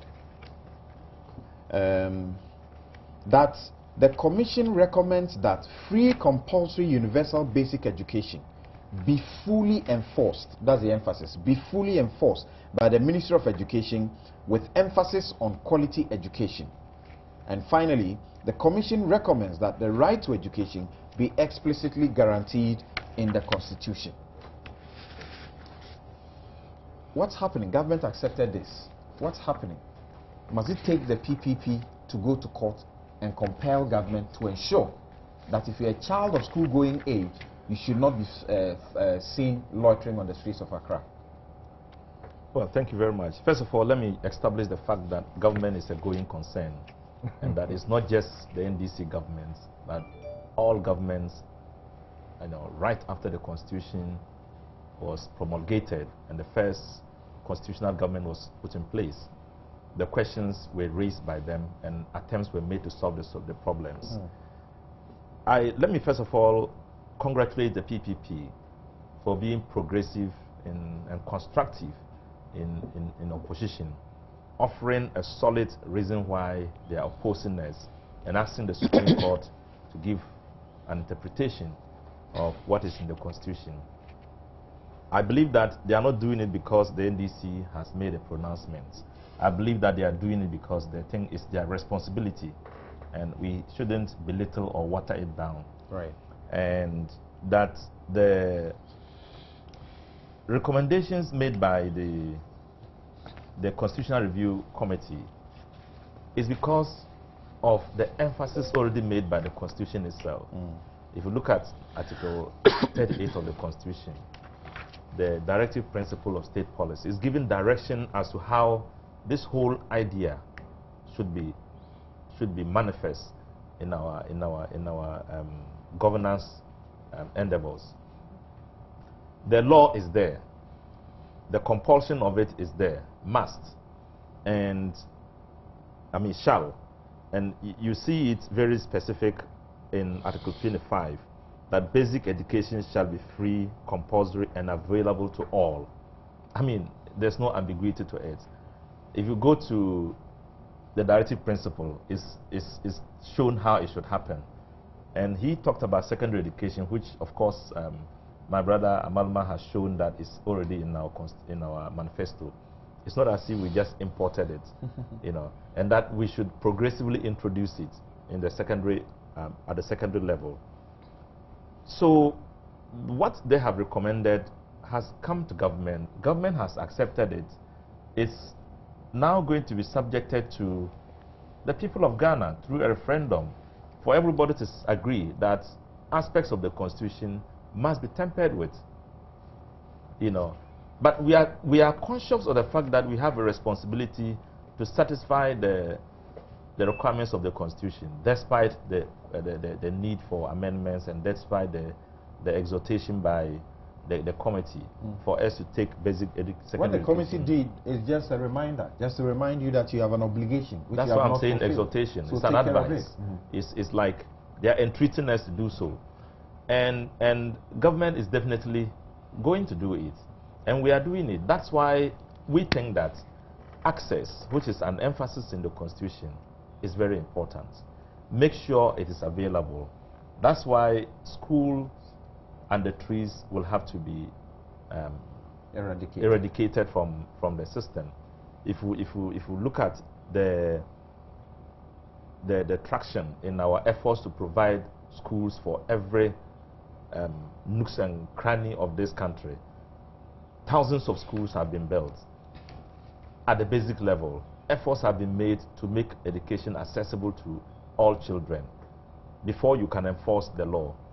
Because if the classroom is not there, people go to, children go to school, sit under trees, the rains are subject to the vagaries of the weather, there are no teachers, there are no books, no facilities, and you are compelling them to go you will not be fair to them. You will have to create a certain equilibrium that allows you to have the structures available to all of them. Then you can enforce the law. The PPP, do you see that they have a point? They and say, that is, they say yes, that finish with that aspect before you take the next step. It should be a gradual gradation, so to speak. And at page 696 of the Constitution Review Commission, this is what they observe. They said that the Commission observes that the committee of experts that developed proposals for the 1992 Constitution proposed that children should not be allowed to leave school until they have completed their basic education or have attained the age of 18 years. Yeah, the definition of a child, they are taking the basic definition of a child, that if you are under 18, you are still a child. And so if the Constitution is talking about basic education, it shows that within that space of time, you may still be in school. So does the PPP have a point by saying that finish that before you move on to the next level? It's an opinion, and which opinion they are importing into the law. And it's not left to the Supreme Court to interpret it. They say the law says that you should have finished that by 2005. Yes, the state's machinery should have ensured that it happened. And if it hasn't happened, it's logical for anybody to take the state's machinery to court and to insist that the court should enforce it, or rather interpret it, and then we will enforce and make sure that it works. So I think that the PPP has a logical position, and we can't fault them for doing that. We can only try to match up to our responsibility. But also take note that we are talking about resources here, you know, and if there is something that we can do to bypass, to sidestep the need for resources, we would do it, definitely, to satisfy the Constitution. Which government doesn't want to be seen to be doing the best, or to be satisfying all the requirements of the Constitution, making the people smile and happy? We all want to do that. The difference is the scarcity of resources, the capacity of the government using state resources it mobilizes to be able to implement the law to the letter. So I think that all this will be taken into consideration, as Abraham said, for decisions to be made, so that we can all be happy that there is a decision, and interpreting the law we want the way it should be, and insisting on governments to follow it and to ensure that the children of Ghana get the best out of the states. The question is, if you are admitting that the law exists and the law enjoins that this is what ought to be done, and I'm going to get Honorable Iko to go back to that law, section 26, which they are referring to. Must you wait for a group, the PPP, to go to court and seek to compel the provision? You see, we are talking about the headlines here. You know, we are not going into the details. What is it that they are seeking? What is the proof that we haven't been doing what we are doing, that governments over the years are not doing what we are doing? What is their proof that the present NDC government hasn't done enough to enforce the law as it should be? What is it that they have on their hands? You know, we need to see the full arguments before us, before we can say that they are either right or wrong. Their proof can be found in the Constitution Review Commission. It's not enough. It can be found there. Yeah, but it's not enough. They are now making a case out of it. They now want to bring fresh arguments. They should bring those fresh arguments. We paid over $2 million to a group to do this job. They went around the country and they came out with a report, and it tells us that what the PPP is saying is in sync with what the situation is. No. It's the other way around. The PPP should be making reference to it. Is that what they have referred to? They have not. I am. Yeah, but now I'm saying that what they have referred to, let them bring it to the table. Let us all see that the NDC has done A, B, C, D. It hasn't satisfied the requirements of committing ourselves to basic education, or the previous government did not satisfy that requirement. Right. Let us see the argument. I've earlier on said that I like their approach, and I also say that they are constructive, they are progressive, they are showing that opposition can be profitable, and I like it that way. But I'm saying also that it's not sufficient for them to say they are taking us to court. Okay. There should be logical, constructive arguments that should convince people that we should have been doing what we are doing now. For us, we think that we have done so much. We have invested so much in resources. Get Fund is in huge areas. I mean, they are in huge debts because of the heavy investment in basic education. We are doing more. And the last time the president made mention of the secondary education, my big brother here was making reference to the president's announcement, giving the impression that we didn't support something they supported, and we are taking a U-turn. That's wrong. The president said, in accordance with the Constitution, he has received a report, a paper from the Ministry of Education, suggesting how we can progressively introduce free secondary education. You don't want us to get back to that debate. But see, when he said that, it is only logical for us to say so. We say it has to be progressive in accordance with the Constitution. And we are saying, he said that he received some report from the Education Ministry presenting to us how we can do it progressively. And then MPP and everybody is all in arms and saying we are copying them, we are reneging on our earlier position, and etc., etc. That is a wrong interpretation of what we stand for. I'm saying you don't want us to get back to that argument. You don't want us to get back to that. Yes. Article 25. You don't want us to sit here and say that there will be a government that will not want to implement Article 25. You don't know the amount of vote that will rake in. So there's no deliberate attempt to sidestep Article 25. It is because governments have been overstretched. Look, these 10 years we are talking about. But the politicians are also aware. The politicians are also aware. The politicians are also aware that the promise or the campaign on free SHS is a big one.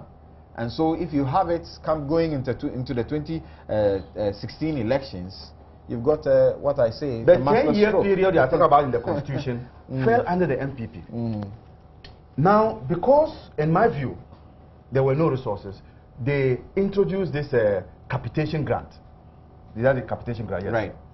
Now, that also brought in number of the school enrollment increased. Right. So, it then had an effect. It created new challenges. Yes, new challenges. It had an effect at the secondary level. So now, you see, when you have the education policy makers, they will tell you that we need to straighten the up because more children are in the lower level and need to go up. Thank you. There's a moment. Yeah. Let me just a small point. The 10-year period did not fall exclusively within the period of the MPP. it cuts across. That's right. No, what do you mean? Yes. 2002. Yeah. From when? From 1995 to 97. Yes. Before. Yes. So I'm saying that it's not peculiar. It's not an exclusive preserve of one party that ruled the country, and that's not the way I was looking at it. I was just saying that we launched a plan at appropriate time, in line with the Constitution, and as a nation, I doubt if we really went about systematic implementation of the plan. Okay. It doesn't matter which party came in or went out. All right. Mr. Ekwetu, when you read the enabling legislation, so to speak, do you find any, like the lawyers would say, lacuna? Is there anything that does not make for the compulsion aspects? Because that appears to be a very big part of their rates, that there is a need for the compulsion. Where is the compulsion? Well, I think it's all captured under Section 2, which has the broad title. They are saying Section 2.6 ought to be amended. Section 2.6, where a parent cannot genuinely afford to educate the child, the District Assembly may provide the support necessary for the education of the child. May. Yes. And they say that may ought to read shall. Well, we're trying to be purposive. It's already compulsory, and the parent is being held responsible if, it fails to ensure that the child goes to school. But you see, we have now come to the realization that you cannot punish somebody for inability to pay, even it's just debts. So under the High Court rules, sending somebody to prison for failing to pay, you know, and it's just had now been taken out as being a rather degrading and dehumanizing treatment. I think that is why that might have informed them to say that you cannot send the parent to prison if the parent cannot genuinely afford. Doesn't exactly say so, because before 2.6, there appears to be a clear offense if you don't send your child to school, and there appears to be some punishment for it. And this was done just in 2008. In lieu of payment of fine, you can be sentenced to community service as defined by the court in consultation with social welfare. So as we speak, the compulsive aspect is in operation, but we are not enforcing it. Oh, well, we don't know what the law enforcement agencies are doing, but I agree with you. If so many people are walking on the streets, not going to school, selling all sorts of things, it's evidence. And the law says catch their parents and punish them. Yes. In fact, I think it's been during the First Republic. It's been part of our educational act, you know, but in those days, I think there was more of some respect for law because of other things that might have happened, PDAs and the rest, that people were a little bit more conscious about. So, but let me put this thing also in perspective. You know, it is not like people have not been talking, or governments have not been talking about education. It is not like that. We've had various changes. We've had educational policies, the abolition of middle school, replacement with JSS turning to junior high schools and the rest. You know, a lot of work has been done 4 years and 3 years and back. Again, I see a difficulty, which I think the PPP, I agree with PPP. It's a quick reaction, because I think, again, I would disagree with my colleague on my left, because he said the president just referred to the Constitution, and we are saying that they are trying to literally throw ideas. Didn't the president give a time lapse? A time lag, a period within which they were going to start it? He gave a period, 20 what? In his speech, he mentioned the time. 2016. 2016. So why having mentioned the time period? It means that you intend to implement it. So that is why they are calling upon you to ensure that you go back to basics. But my argument is this. Don't we go to school since pre-independence and independence period? Haven't we been going to school? What happens after the basic education? Don't we move on to secondary?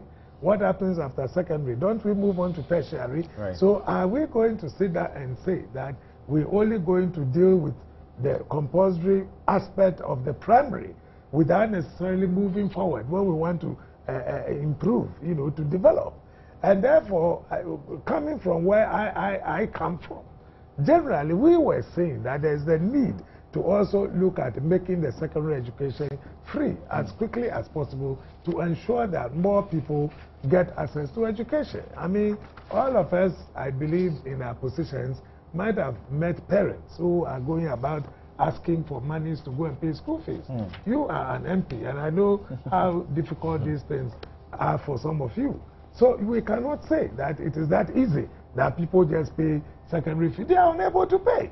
And therefore, if there is a way of looking at it, why not? That is an integrated approach. In other words, we do the primary at the same time doing the secondary. But I think that the propaganda that was, you know, applied to the MPP's one is what is creating all these difficulties. Otherwise, if people cannot pay school fees and government says, I want to make it free, why should people even go to court to ensure that do not do it? These are some of the things. You bring about a Northern Development Program. There it is rubbish. Next time it comes in a different name called SADA. You know, if you continue doing these things, it gives worry to people that, look, why is it that you are only bent on winning elections and that you do whatever you can within that period to win the election? Immediately you finish, the good ideas that you said were very bad and could never be implemented, you turn around to implement them. This is why people are angry with this sort of It's also true that the MPP stole the National Health Insurance from Dr. Dr. Edwin. You see, It's also true. you see, Yeah, I think that's the start. Yeah. there is some kind of misunderstanding of what governance is all about. And I'm saying, I stated from the very beginning that it's a going concern. Right. If you introduce something and it's good, it is compelling for the good of the people of Ghana for another person to continue. Yes, It shouldn't be an exclusive right to anybody. Good. And thankfully, this thing is in the Constitution. If the president makes a mention of it, why should the MPP be so angry and so suspicious? And When you have rubbished it at the time, we rubbish it because you are introducing something you don't understand. You and us. How could you say you are introducing free education, secondary level, and you said you were providing 78 million cedis as a result to introduce it? Nobody understood what it was all about. It was just out of the blue. It's a fluke. That they just, let me see whether I can, if I mention this, it will catch crowd. And then he mentioned it. And we said, no, that's not what, that's not what happens. They mentioned it, they asked him, how much does it cost? 78 million. Look at the... No, it's not. For which It's period? 78 million. But it's not true. No, it's a discussion. It is also a discussion. You know, I said earlier that you don't want us to get into that debate anymore. Thank you very much. This is Newsfile, your most authoritative news analysis show. Your views and comments and questions are welcome. 1422, that's the text line. And you can also post your comments on our Facebook wall. This show is brought to you by the kind of sponsorship of Lipton Tea, inspiration flowing from nature. Errata Motors, where you get the best vehicles for the cheapest prices. And Star Assurance is your CIMG insurance company of 2012, and that's your solid partner. Okay, we'll be right back, and we'll move on to go to The Hague to ask questions about Balkan Energy. $12 million that is being sought from Ghana, been awarded that entity. The question I'm asking is, how is poor Ghana going to pay that money? And is this not to spite our Supreme Court and the sovereignty of Ghana, or it's a fair deal? Because the Supreme Court said the PPP that led to that particular arrangement was null and void and of no effect, and that the country didn't owe anybody anything at the time. The arbitral tribunal has decided otherwise and says you ought to pay. Okay, so we'll take a very final break at this point. We'll be right back and continue with the very last subject. Your views, so send them in.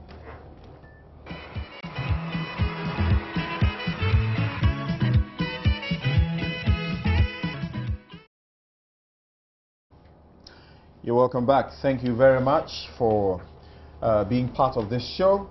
And then, okay, is this for my purpose of reading or what? This, Dr. Paco Sindum, I suppose, saying that, so how can you discuss the PPP suits against government of FQ and not invite anyone from the PPP to present its case? Oh, has your case been badly presented, Doc?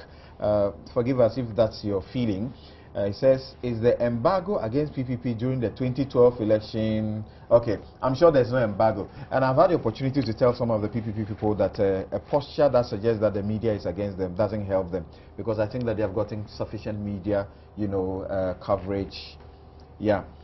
And I am clearly aware of efforts by the production to get Dr. Indum or his people on this matter. Thank you very much. Sorry about that anyway. Now, let's talk about Balkan Energy and the award of $12 million in their favor in respect of the matter that we know about now.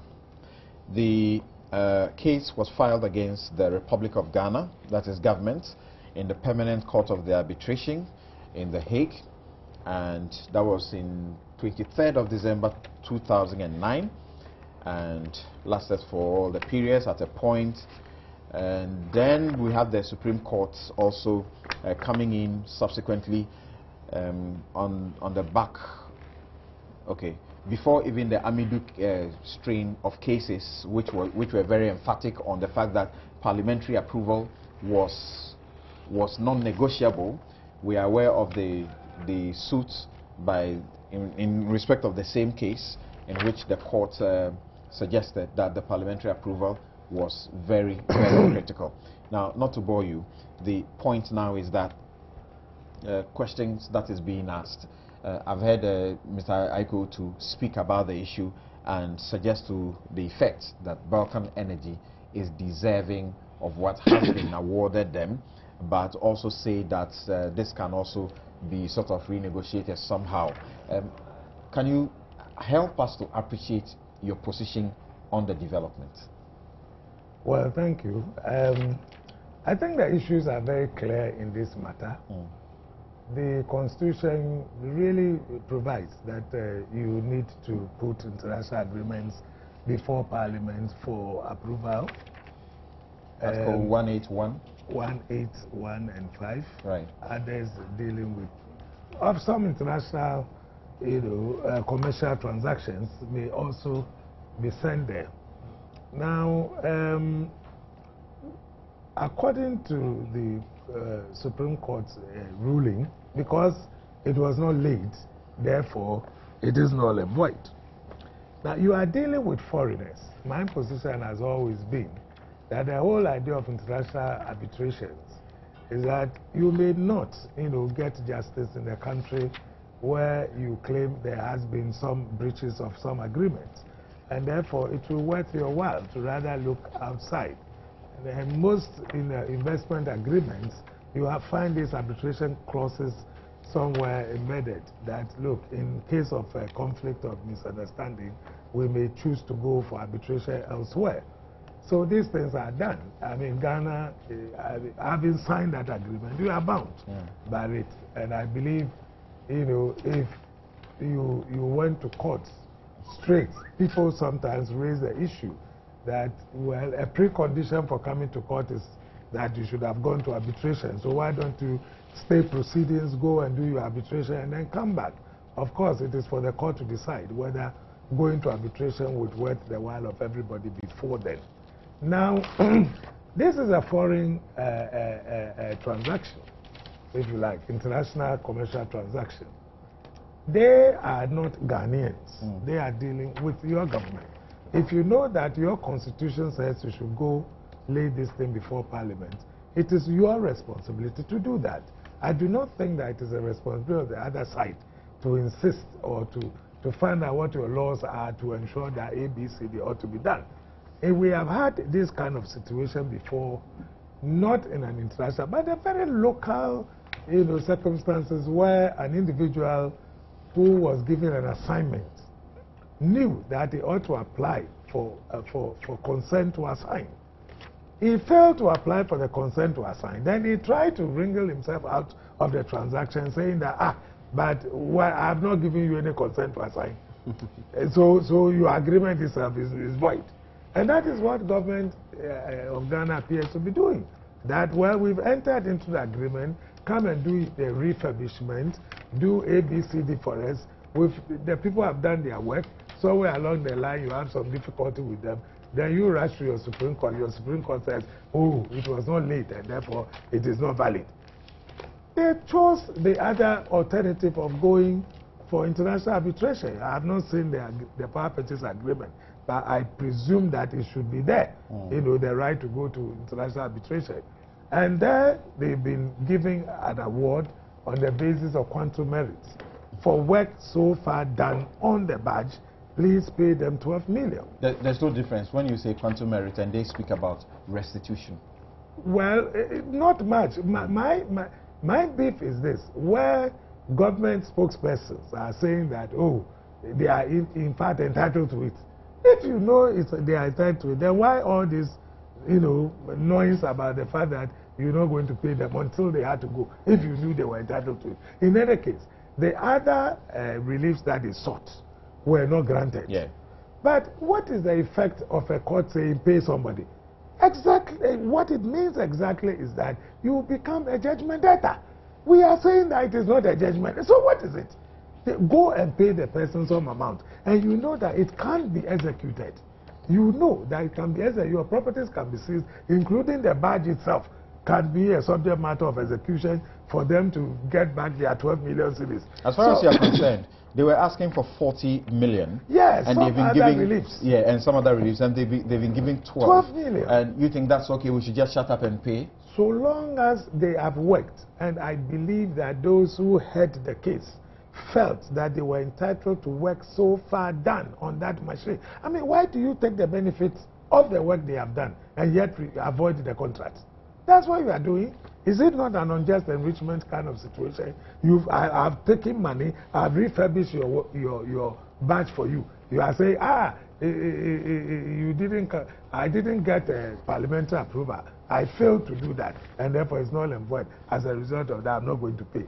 What the people are saying that, assuming that were even true, pay them. And this is not the first time the Supreme Court itself has done this sort of thing. They have applied it, I think, country-ways. This country-ways thing Country-ways, AG versus Faro Atlantic. And all those things. Before they came to Balkan Energy, and then the other Amidu cases. Exactly. You know, that assuming that the agreement itself is void or voidable, because you are going to take some advantage under that sort of agreement, please pay for the work so far done. And so be it. If Diana and his people have gone around collecting, garbage for you, you turn around to say that that agreement is voidable. So what happens to the garbage that they have collected? That is the country wasteful. What are the implications for our Supreme Court and our sovereignty? The Supreme Court takes the view that this is a constitutional matter. You would find also that the arbitral tribunal admits that, certainly there's some, constitutional thing about it, and it says that it does not want to get into all of that. Our court says it's a constitutional matter, and it says for as long as it was not put before Parliament for the prior approval, it is void. Yes. You don't deserve any payment. Even though Dateba subsequently makes the provision for what he says as sparring, uses the word sparingly, what Isankuma describes as the almost impassable window for restitution. What does he say? The court says this, then the Hague Arbitral Tribunal says no. Yes, I think that... Does it not spite our courts? Oh, that is the impression that somebody will get. But as far as I'm concerned, I believe that if you look at the PPA, there must be something there on international arbitration, that where they have a difficulty, they have to go somewhere. We have signed that agreement. We are bound by it.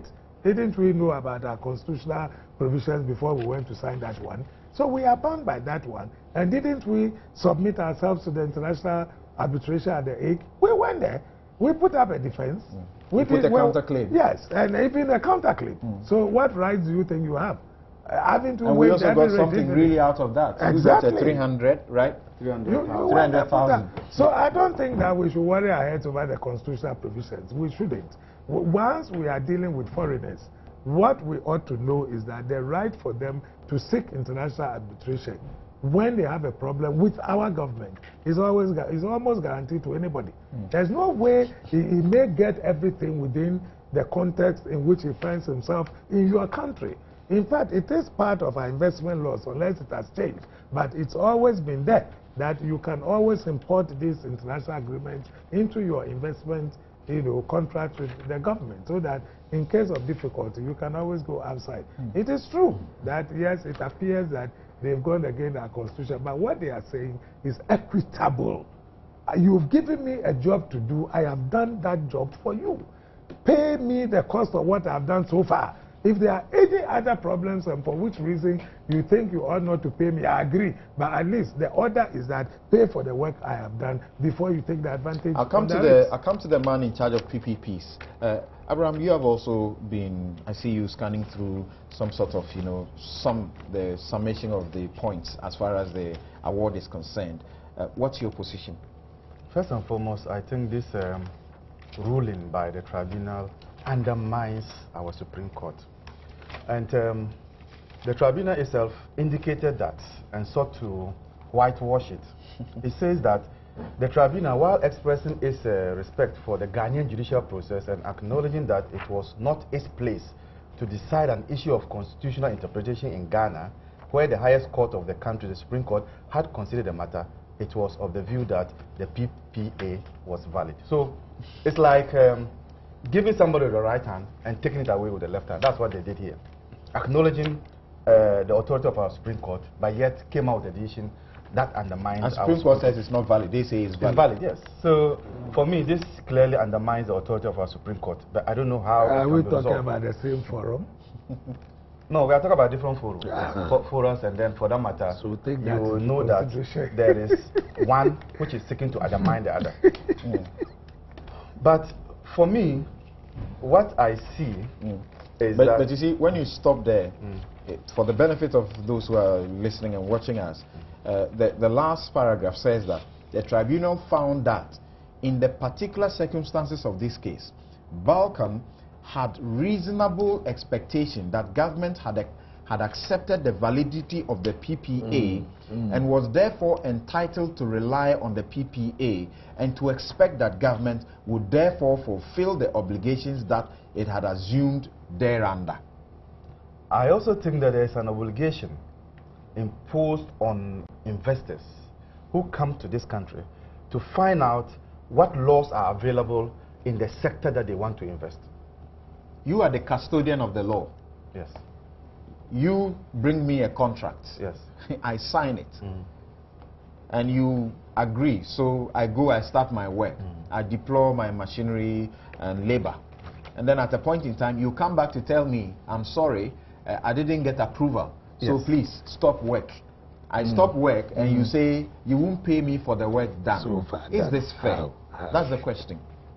As a prudent investor, you are under an obligation to know that, and that's constructive notice on you, that you don't just go into a country and start investing, that there are laws governing such investment. This is basic as an investor. You are dealing with a government? No. With a state institution? Look, I have had investors coming to me. Ministry of Justice and Attorney General. Senior, let me tell you something. I have had investors come that they want to know about our laws regarding the free zone. That is a prudent investor.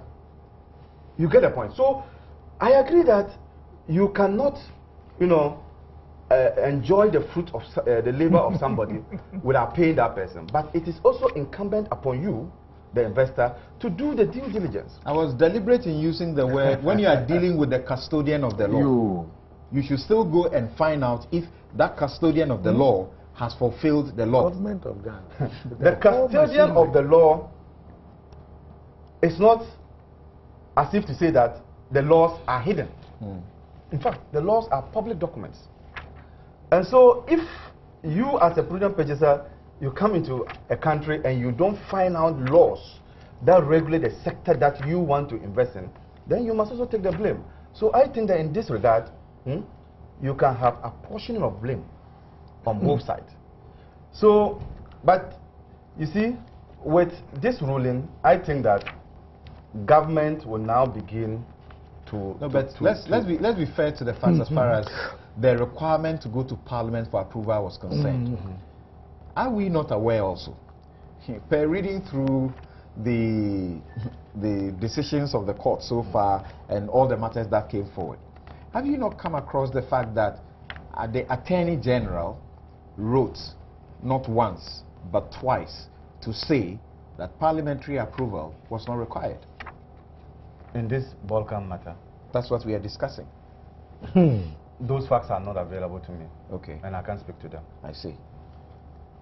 Proceed. You are making a point. Yes, so my point is that with such rulings coming, and I agree with Ayiko too when he said that in all international agreements, there is a provision for arbitration, and most of the time it is an outside law. It's not a law that is applicable to where you are investing.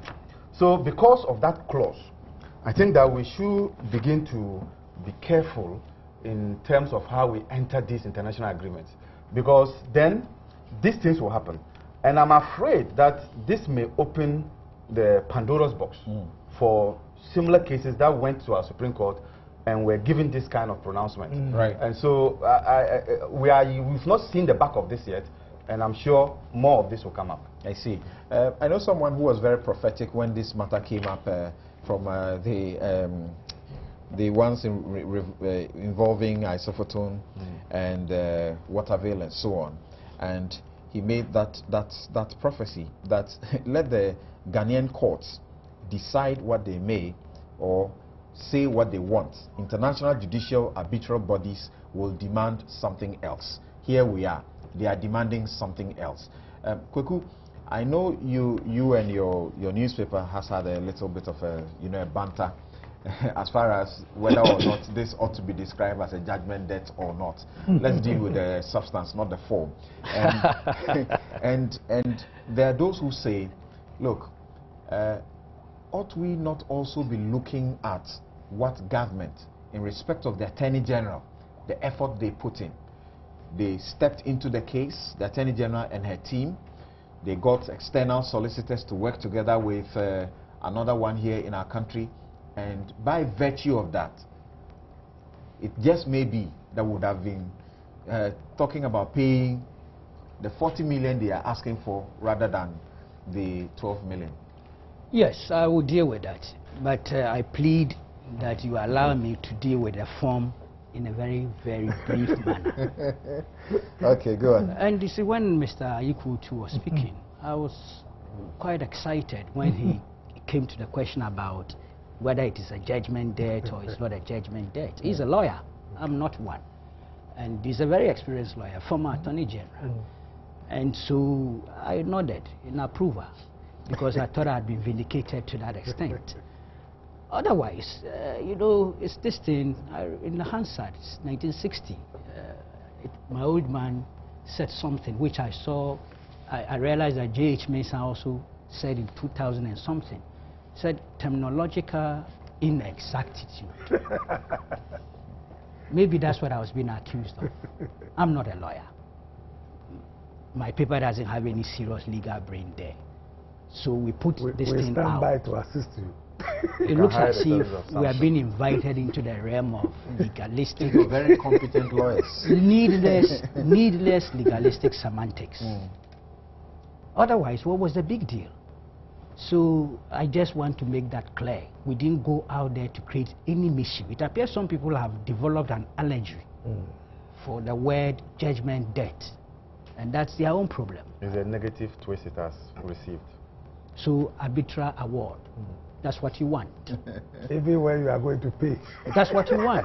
You can have it. I apologize for saying it was a judgment debt. So you want arbitral award, but you are going to pay. And if you don't pay, they will enforce it in the court of law. So bottom line, whether Jonah swallowed the whale or the whale swallowed Jonah, there was a swallow. And yet this has become an issue. I was so surprised. All over the country. When the substance is there. You know, and the point Amelva was making, I'm just a researcher in these things.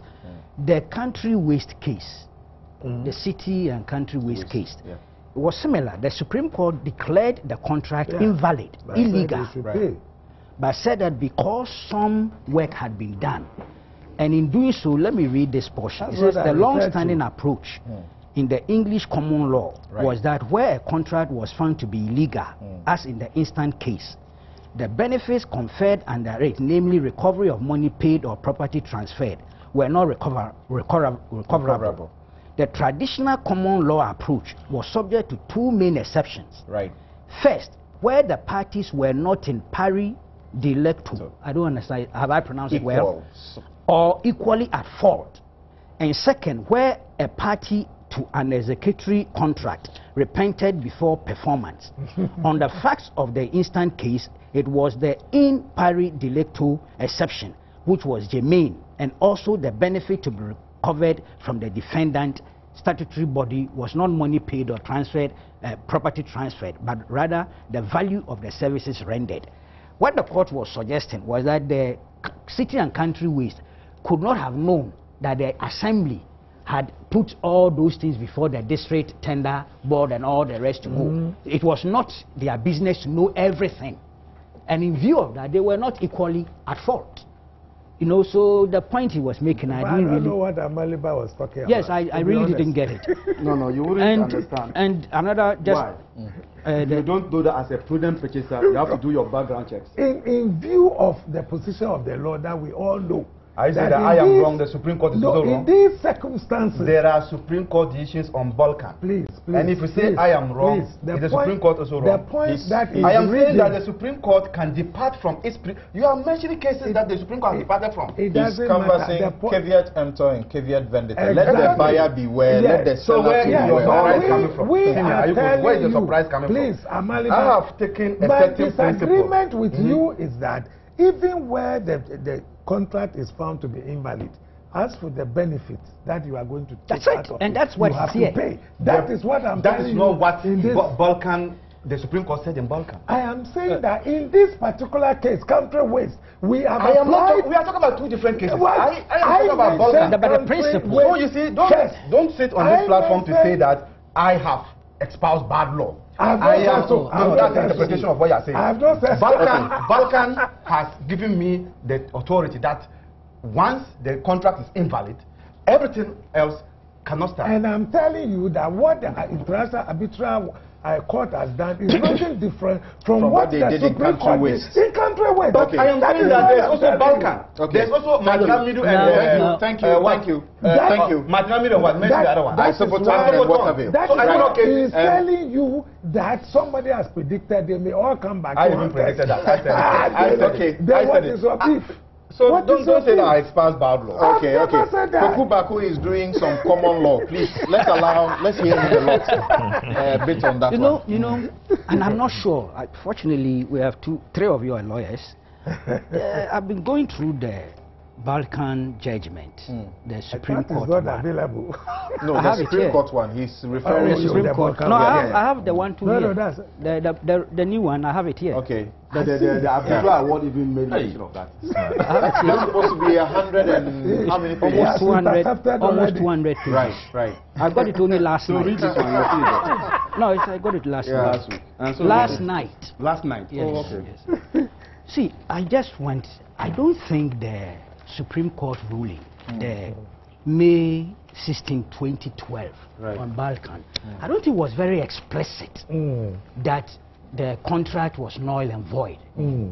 Because when I read here, I don't see that. You see, maybe it was implied. Because let me read the... validity is different from declaring it null and void. Interesting.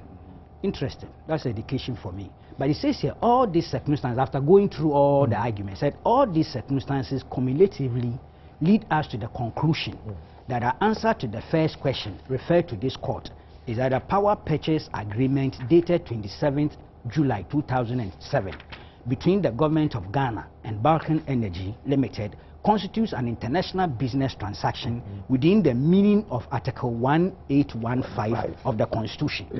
Then it came to the arbitration and indicated that arbitration cannot be considered as an international transaction. But then this is the conclusion. The case is accordingly remitted to the High Court for this court's interpretation of Article 1815 of the Constitution to be applied in the proceedings before it. Because that is what happened. The matter was going on in the High Court. Yes. And there was a questioning for interpretation. They didn't go back to the High Court. Right. They went to the arbitration. Both parties. They didn't go back to the High Court.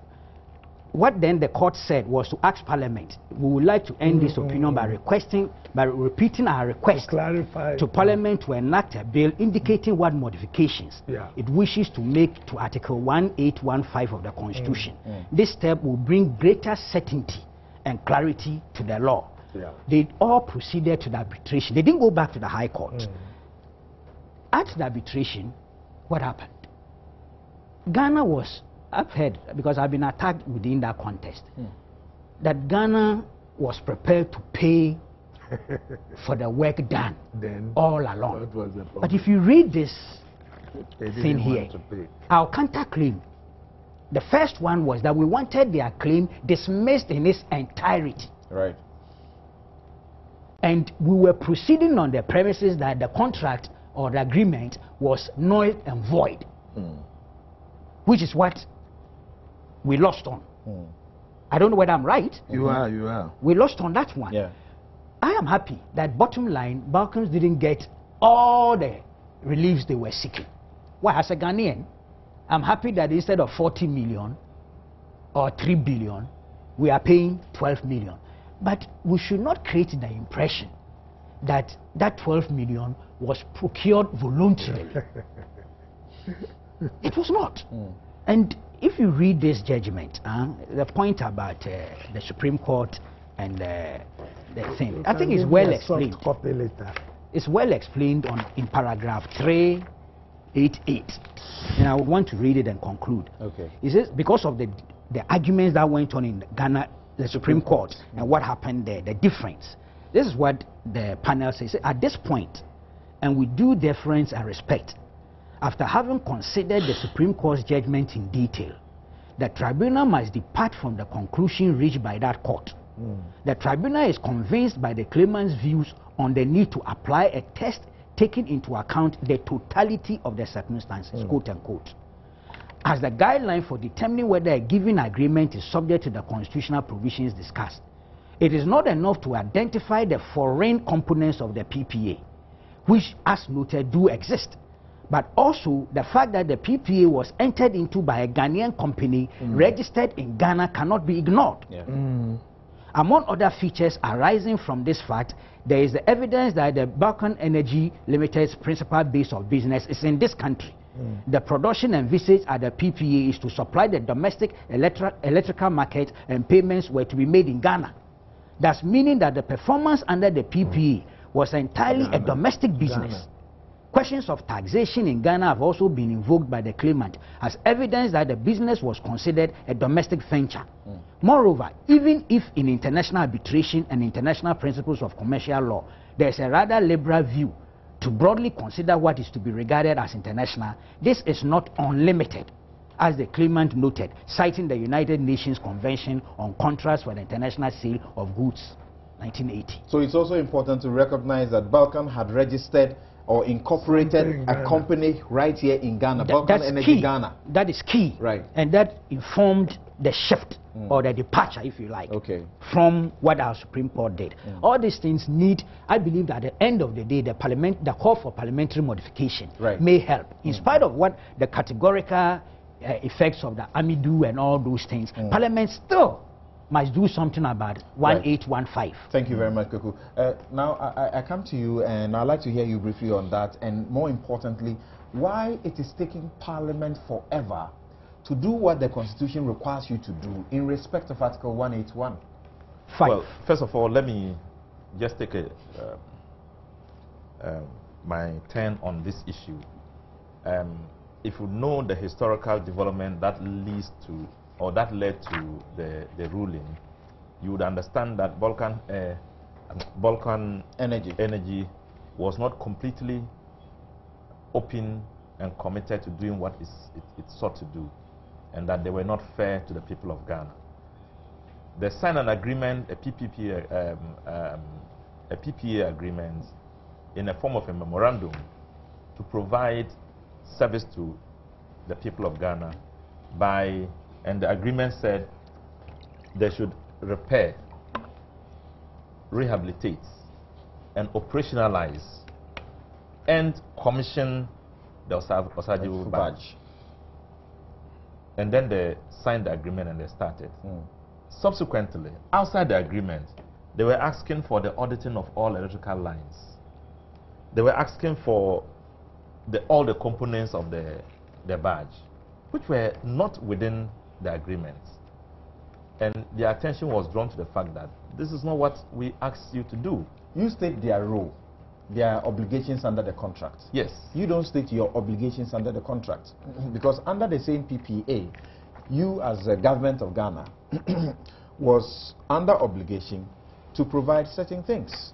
You are supposed to, is it electricity on site? No. You were asking for auditing all our lines. But the tribunal ruled that we were also at fault relative to the agreement, except that I think Balkans was greater. Exactly. Yes. Yeah. That's number one. Number two, look at what they were demanding as judgment debts. They initially demanded $2 billion. I mean, the whole barge cost $110 million. You know, constructed in Italy and brought here. You are asked to do some work on it. That will cost about $20 million. And you are asking for damages up to the tune of $2 billion. This is dubious. and I don't think that, and I supported the Supreme Court when they started looking at the nitty-gritty of the issue. Let's go beyond the fact that there was an agreement. Let us see what entered into the agreement. Did it reflect all the tenets of a contract that has an international connotation? I've heard the argument that it doesn't, it's a domestic company and that it was wholly registered in Ghana, but wholly also owned by Balkan Energy. There was no Ghanaian ownership. So let's go beyond, let's take the veil of the fact that it's domestic, and it became international. And that is why the Supreme Court thought that there ought to have been an agreement. I mean, there ought to have been parliamentary approval to it. So, and we are also calling the 12 billion judgment debt. I do agree with Honorable Marietta Brew when she said that it's not judgment debt. The people said, look, we are losing everything, but we have spent $12 million in repairing this thing. That one, the court should give it to us. If it were judgment debt, it would have been the 40 million or the 2 billion that. But Ghana was disputing. Ghana did not offer to give them any money. We said they didn't deserve it because the contract was invalid. Yes. That was our position. Yes. So the 12 million didn't come from you. Yes. So it's a determination made by the tribunal. It's as a result of judgment. Yeah. But you see, yes, thank you. The understanding of judgment debt is our previous understanding of what happened. I'm not saying that I don't have authority to give a definition to it, but the trends and the precedents that we saw in judgment debt was to ask for monies beyond what you have expended. Why did we call the CP payment judgment debt? Oh, no. Anytime CP was arbitral an award against wasn't it? you. Yes. Construction, that is a judgment debt. CP. But we labeled it judgment debt. Yes. So, the Attorney General, the Minister of Finance, Parliament, everybody labeled the CP thing as judgment debt. Why are we running away from it today? I think that we should go beyond the definition. It's clear. And then begin to examine why the judgment debts are occurring. Yeah, why that's a a different matter altogether. And why in this instance, 2007, and he was to take, Balkan Energy was to take 90 days in commissioning this barge. They failed to do that. They demanded more than the PPA agreement, and they insisted on what was not in the agreement. Eventually, it had to go to court. And today, they are taking their... When you say they fail, I remind you also that they also tell you, you also did not perform your part of the duties that you were supposed to do under the contract. And you are introducing some very interesting element as to Balkan Energy Ghana, not exactly being a domestic, entity, yes, so to speak. But we know that it wasn't Balkan Energy Texas, it was here in Ghana. And the Supreme Court, you are saying, didn't lift the veil, so to speak. They did. They did? They did, and saw that it was owned wholly. The Supreme Court did? They did. And saw that it was wholly owned by Balkan Energy outside Ghana. I see. International, yeah. Which, okay, you may not remember with exactitude, but which page exactly of the judgment? I'm reading the summary of it. You're reading the summary of it. And then Justice Atuguba, I think there's something to that effect. Right. It was owned wholly by Balkan Energy. They said things to that effect. Okay. Yes. So if that is the case, it couldn't just run away from the fact that it was not an international transaction. And that is the position of the Supreme Court. And I think that it was right, and we should insist on our laws, right, that all transactions, people who want to do business with us also have the obligation to understand our laws and to make sure that they don't throw away money. Because if you go and somebody does 419 to you, and you say, oh, I didn't know will not solve the problem. Knowledge, not knowledge about the law, is not an excuse to violate it. If you do, the judgment will take its course. Okay. So what's the essence of having a local lawyer to deal with matters that will come up when you are investing? What's the essence? Is that lawyer just there to be advising you on other matters, but not the law? So I think that the investor has a responsibility to mandate his lawyer to find out the laws. Regulating that sector. Kweku is still trying to look for. You know, but you see, Databa was very specific. He said they refused to lift the veil. So when the discussion is going on, it should not suggest as if the court did lift the veil. Yes, that one I agree. But the point, they went ahead to explain why they thought was international transaction, and the point that even the local company was owned by a foreigner. They made all those points. But I understand what you're saying. Now let me share a few of your comments here with you. This one says, while Balkan Energy was struggling to get the Osagifo batch to cough, a Reuters report captured its bosses fraudulently misrepresenting the people of Botswana in May 2008. Misrepresenting to the people of Botswana in May 2008 that it had refurbished the barge and it was generating 125 megawatts of power to Ghanaians.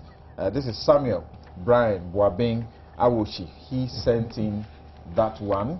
I'm just trying to see if I can just get only Balkan Energy matters, because there are all sorts of the other matters that are coming up. This one says, should we really care about what name we give it?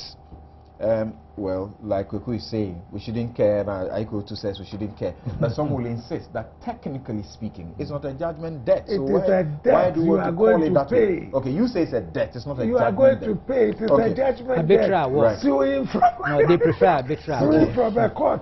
Okay, so judgment debt or court settlement. The most worrying and important thing is that the state will have to cough up the $12 million to Balkan Energy. As to the sovereignty of our courts, I will say that our courts are courts of law, and so will give judgments based on the merits of each case. Our governments should be circumspect in entering into contracts. God save Ghana.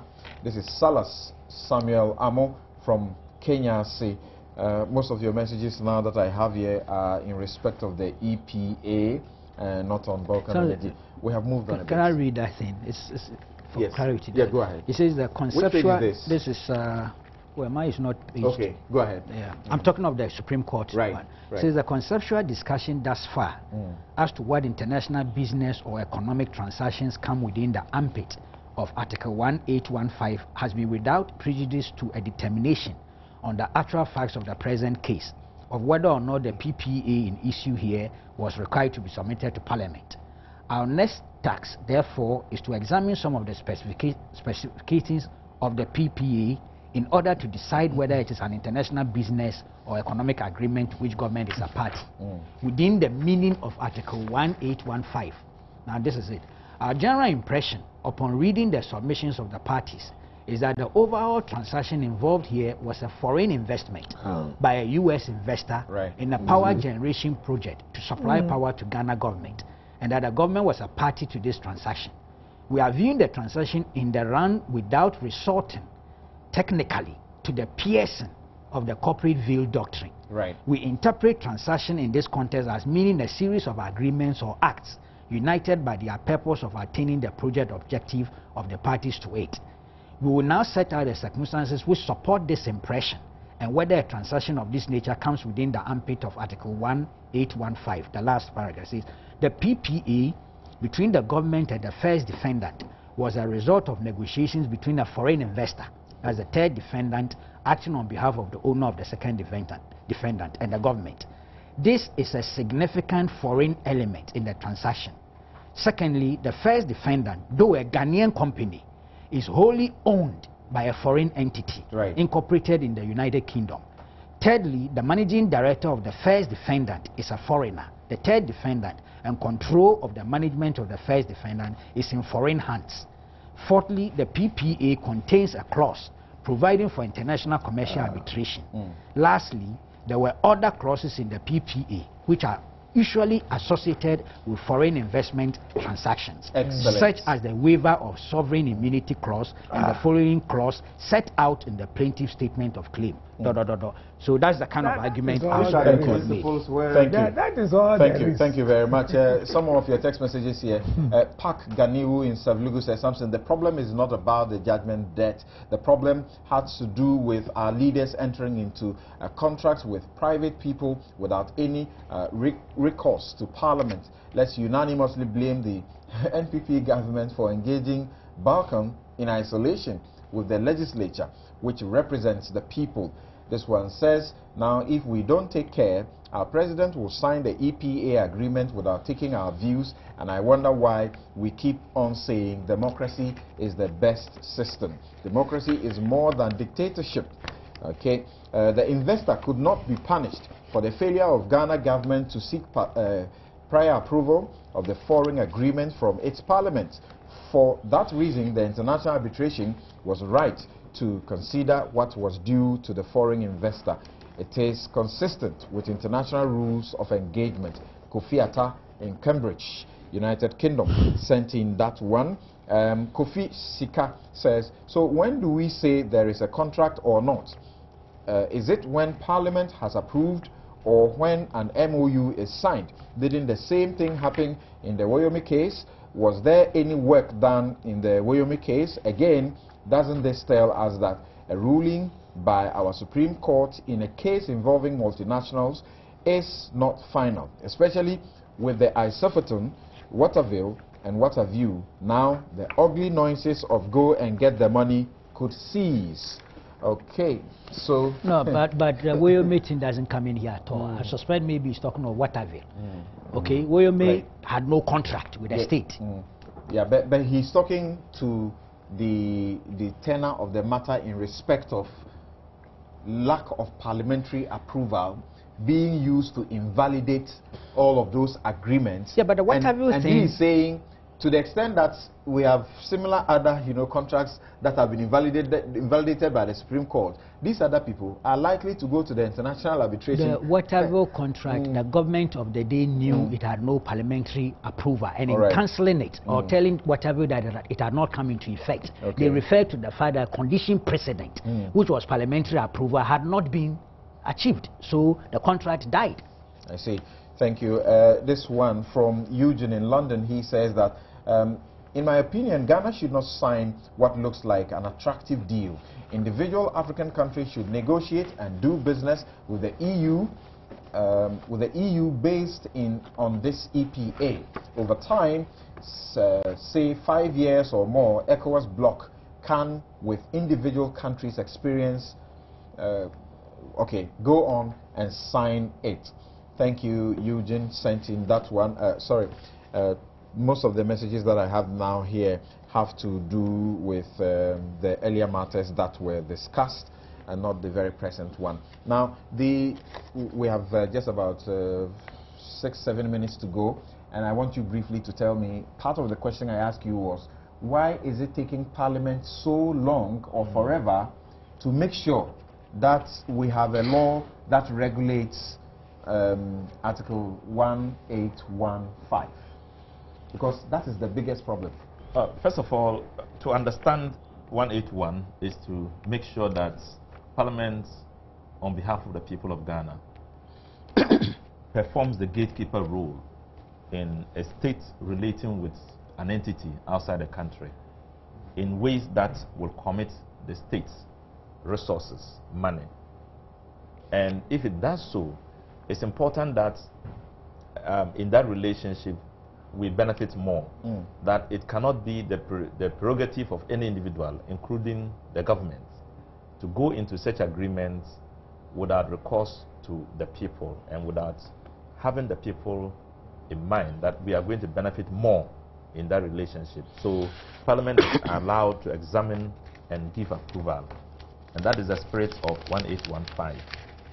But it creates problems sometimes, because in situations where the government, the executive will enter into a relationship without recourse to Parliament, that relationship can be said to be valid in the eyes of the person who are coming into the relationship with us.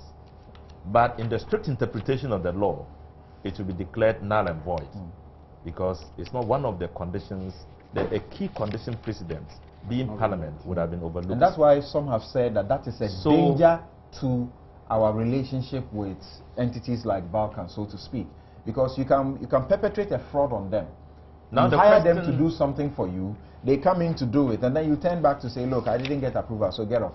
Or now, if I give you money, now the bring it question back? is, should we amend the law, or should we popularize the law so that others will understand it? Or should we amend it in ways that can still accommodate such inadequacies? That when a transaction gets to the point where a contract is signed and a good is provided, you can no longer renege on it and say that it hasn't gone through the courts, I mean, through Parliament. I would say that the second option, or rather the first option, is what I go with. That we don't need to amend the law, we need to popularize it. And the Supreme Court need to interpret it and give it clarity, not Parliament.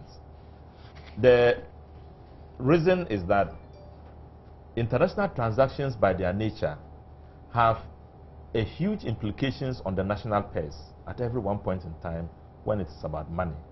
And so the Parliament has to have a look at it. My concern is the bite Parliament has. You say you don't need a law, but when you read the whole of Article 181 in perspective, for example, when you read 181.3 or is it 4, 181.3, which says that 181.4, which says that an act of Parliament enacted in accordance with clause 3 of this article shall provide, and it's giving you a guide and telling you that you should be enacting an act to make sure that it is not Parliament that should be enacting the act. Let me explain. But that's what the law tells you. But let me explain something. It is Parliament that should do it. But it is not Parliament that should initiate it. Normally, Parliament, unless it's a private member's bill, and it's not even going to be initiated in Parliament, the arrangements in the methods of our law, making laws, is that it originates from somewhere. It originates normally from the executive. Majority of governments are... and then it comes to Parliament. The president's appointees are in the Parliament. Yes, and that is where the danger is. That if you don't amend it, the value of it is still lost. Thank you. You remember the jet, the presidential jet saga, 2000. This matter came up in Parliament, and it's very interesting. All sides discussed it, and they almost had a consensus that 1815, something should be done about it. You listen to what Babin said here. Mr. Speaker, now the executive in tying itself to apply it, that's 1855, did exactly what they have done, which is now before us. Now, if this House is of the view that procedure is not in tune... Sorry, we have this distraction. Whose phone is it? It's my alarm. Sorry, your alarm. Sorry about that. Sorry too. He says, I'm sorry. Apologies.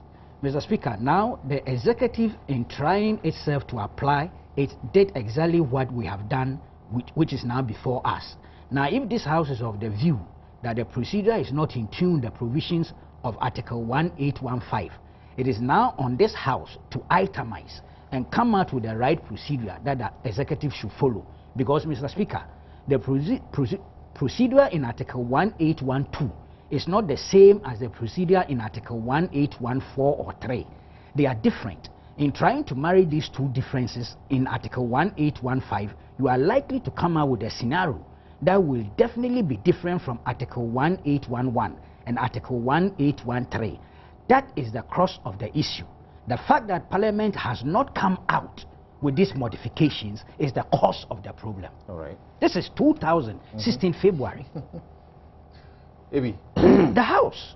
Abi, shouldn't we have some sort of pressure to get them to do this immediately? Oh, why? That is...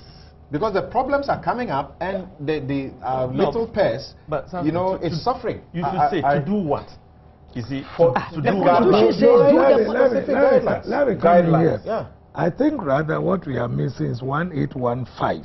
Yes, that's one. It says this article shall, with the necessary modifications by Parliament, that's right, apply to an international business or economic transaction to which the government is a party as it applies to a loan.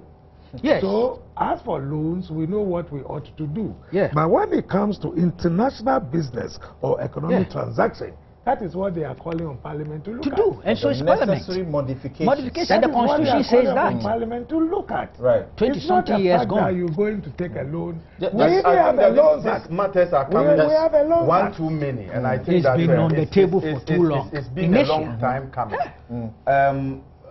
Parliament has done something in regarding the issue of corruption. The Speaker has indicated that they should come out with guidelines quickly. I think this is one of the areas too that Parliament must consider seriously and come out with guidelines. For how long? These are becoming too many for the nation. It's becoming a very, very expensive. Like we're saying, the debate has been had, and even on the floor, even on the floor, almost to the point of consensus. That's right. When are we waiting to get this done? Let me also add quickly that if you allow an Attorney General some independence, avoid this political, interference for purposes of political, expediency. Then we may get it right. All right. Because if government decides that we are doing the business, and therefore whatever Attorney General is telling us, we know if he's going to listen to that, then we'll continue following. But I'm told apparently there's a committee, some people may know, there's a committee that has been set up by Parliament to look into this matter. Okay. It's a fact? Yes. Okay. Okay, then they should be, rolling up their sleeves and doing this faster. You have been listening and watching Newsfile. This is your most authoritative news analysis show. I'm Samson Ladiayeni. My guests have been Abdul Malik Wekubaku Jr., Editor-in-Chief of the New Crusading Guide newspaper. Abraham Amaliba is a lawyer and also a lecturer. The Honorable Abdul Rashid Hassan Pelpo is the Minister of State at the Presidency for Private Sector Development and Public-Private Partnerships, MP for Wa Central. Honorable Ayiko Otu is former Attorney General and Minister of Justice. Thank you very much indeed for your comments and all your contributions. The Joy News at 12 midday is up next. This show was produced by Sedeb Fori. Have a good afternoon and catch you again next week.